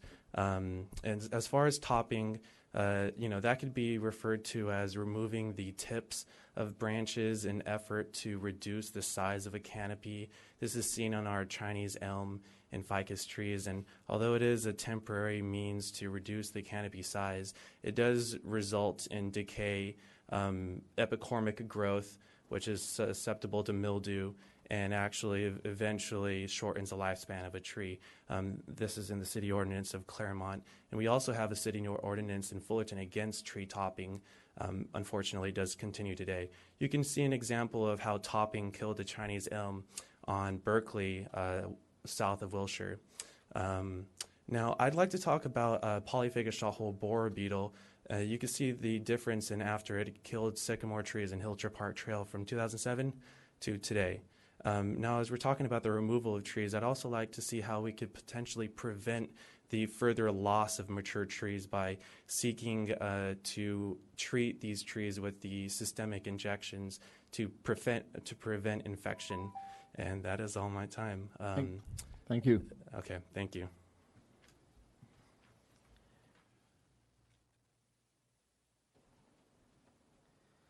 Good evening, Jose Trinidad Castaneda. So thank you for moving this forward after many months. Councilmember Zara, thank you for your comments on the need for community engagement. I would really love to be a participant in this planning process. I feel like this is a really good opportunity to learn and to provide input. I may not be a certified arborist, but I did get certified in permaculture, so I love the way that we can really direct ecological principles in city planning and land use. I just, a couple concerns. I think that there should be a little bit more of a focus towards native plant species in Table 1 for the approved tree species list, because it's a really good direction and focus on resilience. It would help the city comply with SB 1000 regulations for the general plan update next time it comes around. It makes it a lot easier. Let's see here. I also asked that if in this planning process or in this whatever direction you give to staff, that you consider using a city-owned lot for free mulch storage or free wood storage to reduce costs related to waste and transportation and give residents and business owners an opportunity to recover a valuable resource. There's Blanquel's Popular Art.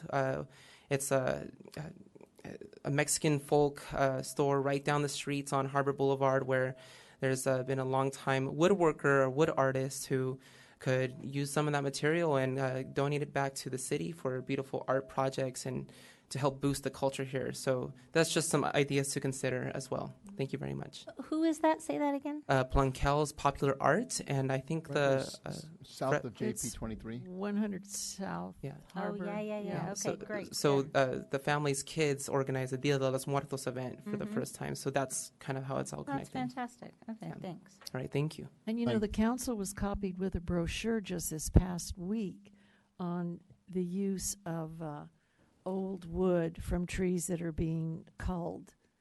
So, in fact, it's on my dining room table, and I think I pulled it probably because of Mr. Hallstrom's comments in the past. So, I was just up on the Juanita Cook Trail this morning, and there's a couple benches up there. They're just fantastic. Right. And up in Cambria, on the Central Coast and Fiscalini Ranch, there are all these benches that were designed by artists that are all along that walk. Yeah. And I was thinking how cool it would be, to be able to do more benches along all our trails like that. So really appreciate what you had to say. There's several on Juanita Cook. In fact, I was walking there yesterday morning off the Hillshire Trail, and somebody in this past week has put in a California native garden, and they've outlined. Did you do that? Yeah. Yeah. I mean, there's a picnic bench there all of a sudden, and then there's little gardens outlined in raw wood, and then a few plants. And I thought, and then there's a sign popped up there that says, what? California Native Garden? I thought, wow. I hope that was permitted, in Jensen. a week. Yeah. What'd you say? Hope it was permitted. Uh-oh. Well, you know what? It's an improvement. Beach, it's nice. ballpark situation. Balboa Beach. All right. Any other comments from council? I just thank you for the comments and the ideas, and I hope maybe you can connect and have some of those really cool ideas. So, all right, Mr. Whitaker. Well, as we near Christmas season, I think I need to say something in defense of the Chinese elm. Certainly, the Dr. Seuss-like Christmas quality of nutwood in that area with the Christmas balls in Fullerton. It's hard to imagine a tree that would be a better frame than the Chinese elms. But everything else that was said about them, true, brittle, dangerous, no question about it. Yeah, that was my comment to Ms. McWay when she was talking about this. I go, you better go talk to that. I live in that neighborhood. They would revolt if you said we're going to remove these trees and do something else. So, yeah, but they are a pain. I grew up in Garden Grove on Pine Street. The new Pine Street, meaning it was built in the 50s. And the Chinese elms lined both sides of the street. And one period of time, like for 1 month out of the year, those trees would be covered with these black caterpillars, black fuzzy caterpillars. So when you come home from school, they'd be kind of dropping on you as you're like going home. But I haven't seen them in years. Is that a result of climate change or what? They're thirsty? I don't know. I thought maybe you would know. All right. They've been treated, and it's a pest that's come and gone. Yeah. The last time I saw Mr. Mahoney, he was having a fundraiser for Todd Spitzer, who was running for DA. And I was absolutely fascinated by his yard. So I go outside. Of course, he was standing by the bar, and I went there like a heat-seeking missile. And he was standing by himself, and I say, "So how are you connected with this party?" And he says, "Well, I'm the owner here." Anyway, interesting. Thank you. All right. So there's been a motion and a second. We'll call the vote. All in favor? Aye. Aye. Opposed? All right. It moves 5-0. Thank you. And item 17. And thank you very much. Mr. Curiel. Mr. Clements. Oh, Mr. Clement? All right. That's not what it says here. Good evening, Mayor, members of the council. Hugh Carroll, Parks and Recreation Department. Kind of make some brief comments before this, and then I'll hand it over to John to give you some highlights of this youth sports policy. But as most of you know, the youth sports policy manages the equitable allocation of fields for youth sports here in the city of Fullerton. The draft before you tonight does request your approval, and it has updates and clarifications to the current policy that's already in place. With the current policy in place, what its purpose is to it's to address the increase in sports demand that we're seeing today on our fields. And so with that, there has been a little bit of struggles with the local groups versus the competitive groups and the allocation of those fields. So we have gone through a thorough review of the policy with sports groups and commissioners, et cetera, to take a look at those. There's been several drafts of that out for review. And so in the presentation, you'll see some of those highlights, what we've addressed, and a little illustration of how we've gone out to the users to get their input. So with that, I'll hand it over to John Clements for a few more clarifications. Okay. Mayor Silva and council members, I'm going to talk about our updates. You can change the slide, Hugo. Basically, we were updating the policy because we have increased demand, and we also have a need to give more direction to our current partners. We have 8 partner groups, leagues that play on our fields, and we wanted to make sure that recreation was the top priority. And in doing that, we had to expand our policy to make it more clear that recreation was the number one thing. We also needed to make sure that our leagues knew how to stay at good compliance with our rules, and we needed to better define those rules for them. The youth sports have had an increase in recent years. You know, even CIF has been opening up their policies and letting kids play year-round.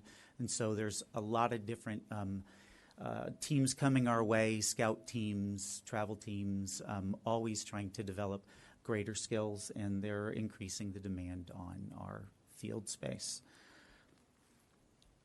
So we needed to make sure that our competitive groups weren't trying to be recreational, so we had to beef up our design to make sure that everybody plays as a recreational motto and that they have fair drafts and fair distribution of teams. You can't bring your own team to a league and make that a recreational league. So we beefed up those definitions. We created a better way for our partners to understand what was required of them in terms of the application process. So new groups that want to be a partner, we told them what they needed to do, and we gave clarification to staying a partner. And also, in terms of compliance, we realized that we played a lot on the honor system, and we have great volunteers that are in charge of these organizations, but as they change over their their governance of their groups. Sometimes they forget. They don't know what they're supposed to do. The treasurer of an organization doesn't know that they're supposed to file their taxes or pay the Secretary of State, or they need to give us our financials and rosters and so forth. So we created a little compliance list, so if they create a violation, they'll stay basically compliant, and there's a little bit of consequence to it. We also created a second priority category for Fullerton competitive groups so that they would be ahead of the rental groups in general, and we increased the amount of time that rental groups could use. We had a really restrictive policy for rental groups where you could only go month to month and you could have only 5 rentals in a month, and that pretty much precluded groups from doing very much at all. So we expanded that, so now they can go up to 3 months if we have the space, and they can better utilize, better serve their own players and their teams. So our review process was pretty extensive. We met as staff with other cities. We reviewed many other policies. We found that the policies were pretty particular to communities. Some policies were just, they didn't fit us at all, and there's a customized a list of things that we looked at.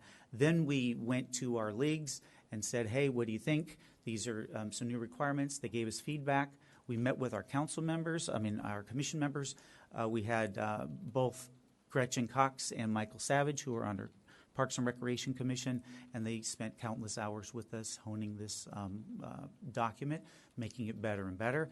We took it to our commission after posting it up on our website for people to see and give us comments.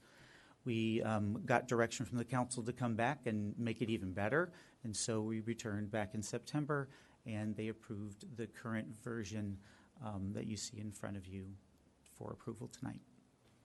So with that, I can answer any questions about our policy. Just on that last item where you went to other cities, we didn't go to Anaheim. I didn't see a list there since there are neighbors right to the south of us. We looked at their policies, but we didn't talk with Anaheim. No, they're a little more free in how they allow things. Right. So they don't match up really well with our policies. Right, but because I know in the past that's been a concern that some of the soccer leagues that were here were finding it easier to go to Anaheim versus stay in Fullerton because of those, and they don't match up because we choose to be a little more strict with them. We were a little more strict, but we did see with the rental groups we did expand it. We made it less strict for those groups to use the field. And with those cities, what do we compare to in terms of hourly fee for local teams versus travel teams? Are we in the middle, high, or the rental fees? We're kind of middle high. It's interesting when you look at these groups. There are some cities that subsidize everything, and there's like almost no fees involved.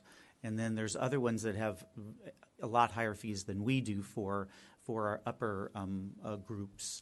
But for the most part, when we just went city by city, we noticed we're kind of in the middle and maybe just a little bit up from the middle. All right, very good. Any other questions from council? Yeah. Mr. Whitaker? What is the current evaluation as far as utilization? Is there an intent to increase utilization, or are we at about the right level right now generally? I know that's a broad question. But what was the thinking really of the Park and Rec Commission on this? We have peak times and we have low use times. So basically the spring season is the highest time, and there's not a lot of room for other groups to come in at that time. But we do have late spring and summertime, which there's lots of space available. So encouraging recreational a little bit more would make at least more utilization probably throughout the calendar year, right? If we could spread it out, that would be great. But we know that our league, the recreational leagues are kind of bound by their seasons. Right. And so those are the times they're not using it, and that's the time when the rental groups or the travel groups could use it because they're playing year-round. So is it a goal, or is it not really a goal to increase utilization right now? It is. In fact, this policy does just that. In fact, what John just mentioned a little while ago is that we eased up on some of the restrictions for the rental groups and the competitive groups, so that there definitely is more flexibility and more continuity in their reservations. The reason I mention it is because lowering the cost could help to encourage more activity, which really is a social good in many ways, to have the kids involved in sports, whether formal or informal. It's a bit of a hidden cost sometimes, that if we raised the prices high and discourage that, we may be not accomplishing all that we could by trying to keep the prices at a reasonable level. Yeah. Okay, that's it, Mr. Mayor. Thanks. Thank you. And that was one of the concerns way back when about the cost for specifically some of the soccer leagues, that it was too high because they didn't meet all the thresholds of the recreational play. They, especially the entire pre-assembled teams, and it's just part of what they did. But they met all the other requirements for the recreational play category. But that's been a while. Any other questions? All right, we'll take it out of public comments. All right. Seeing none, we'll bring it back to. I would move to approve the recommendation. I would like to suggest one change, and in doing so, I just want to say I worked really closely with John and with Gretchen and Mike on this policy.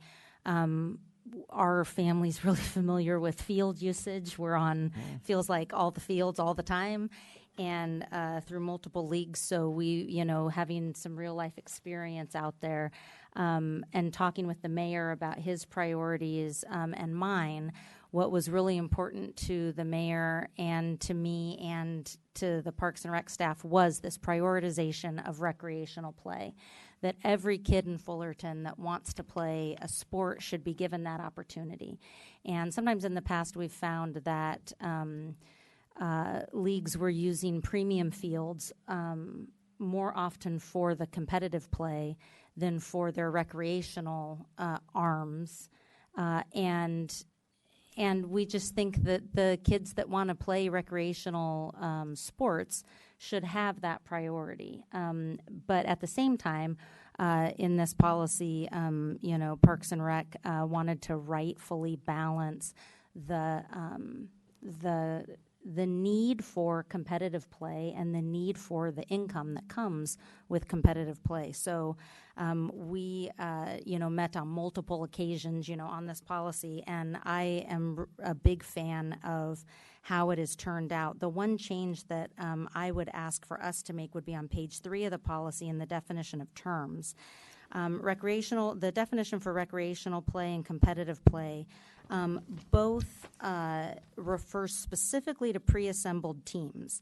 And like John was saying earlier, his comment was you can't bring your own teams and be recreational. But often there are teams that the majority of which stay together from year to year. Yes. And I would rather give staff more flexibility in being able to deal with these leagues and determining the recreation competitive nature of it by eliminating the language that talks about specific pre-assembled teams, and instead for the definition of recreational play, I would rather it say recreational play is where all participants are guaranteed a minimum playing time each game and teams are competitively balanced. And then I would delete the second sentence there that says entire pre-assembled teams cannot register for recreational play. And then concurrently in the competitive play paragraph, there's a line that says entire pre-assembled teams may register for competitive play. I think that's repetitive, that the competitive play definition without that sentence gives staff the latitude it needs to determine the difference between the two. I would So second that. So I would second your motion, Bruce, if you would accept that. Certainly. change. Yeah, those are fine recommendations. But John, fantastic job. I really appreciate your patience with me as I asked you so many questions and asked you to spend so much time with me. And Hugo, you too. This is important to most people will never come to City Hall, right, who live here in Fullerton, but they will be in our parks all the time. And the impression that they get of our city will be what they experience out on those fields. So at some point, I still want to talk about an extra fee for premium fields or fields that have bathrooms associated with them because sometimes the usage is so intense in season that our staff gets overwhelmed out there, and that subsidy, we just can't subsidize it that much. But anyway, that's a subject for another time. Well, Mayor Pro Tem, thank you for bringing this up. And this is, again, that sentence has caused in the past heartaches with some of our groups, kids. And so I think this may open it up to a few more teams for rec ball and get them to stay locally in Fullerton and play. But thank you for doing that. And motion in a second. May I just say something? I just want to thank you, Mayor Pro Tem, for being so engaged in this and something I don't understand. So I really rely on your judgment because you are experienced in this. So thank you for that. And thank you for everybody working on this. It's funny you said that because I eavesdropped on a conversation that Jennifer was having with Gretchen Cox one night, and I only understood about 25% of whatever it was they were talking about. They were really diving into the details. Yeah. And thank you, everybody, for working hard on this. Very good. All right. Motion in a second. All in favor? Aye. Aye. Opposed? All right. It passes. And now we come back to our items, consent item that was pulled, item 8. And prior to that, real quick, Mr. Whitaker, would you like to register a vote for the balance of the consent items? Yes, I'm happy to do that. I'll vote in an aye for those items. All right. And before you get into 8, I'll read the title for item number 2. Yes. One more title. Ordinance number 3275, an ordinance of the City Council of the City of Fullerton, California, amending Chapter 2.09, City Manager of Title II, Administration and Personnel to provide for signature authority. All right. Thank you. All right, Mr. Since we're on number 2 and the resolution is being read, may I suggest an amendment to the ordinance? And it has to do with this. 2.09.205, and it would be to the city manager as well as the department head is hereby authorized to execute documents as provided in California Government Code Section 40602 whenever the city council has approved the execution by the city manager or a department head by resolution or motion. And I would delete minute order, which isn't applicable here because we're not a court, or other appropriate action. That's a little too sketchy for me. I would like to see that a department head, if authorized by resolution or motion, period.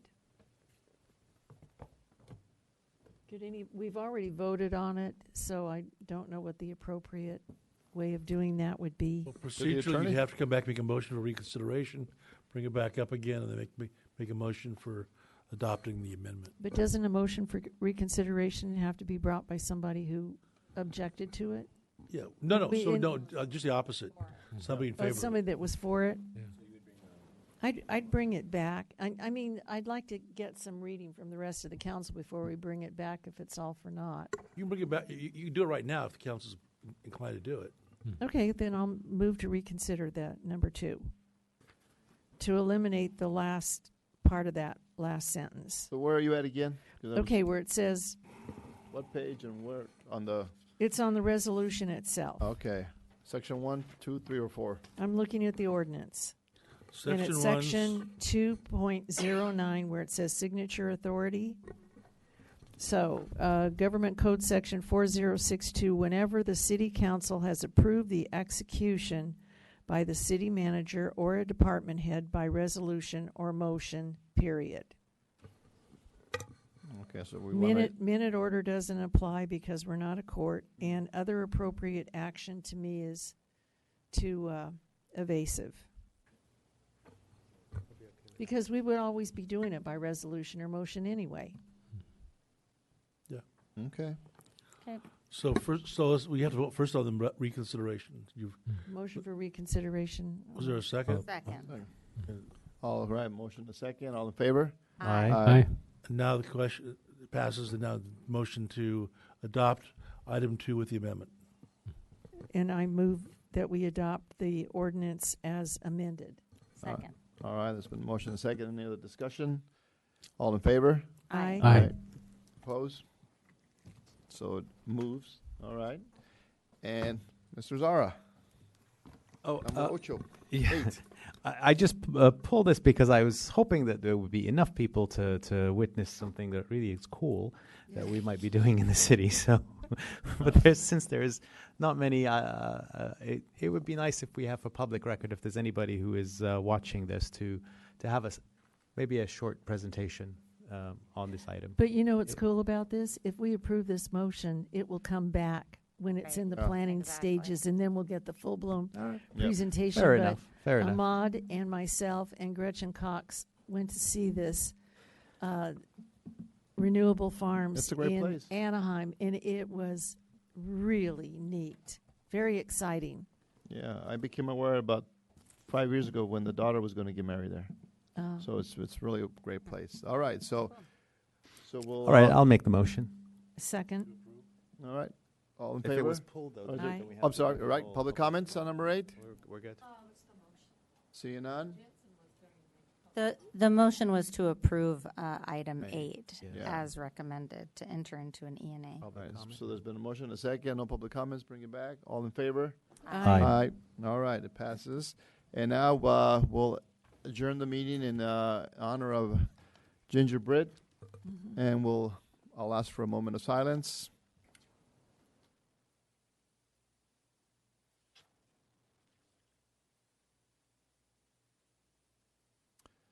All right, thank you everyone for sticking around, and we're adjourned until 2 weeks.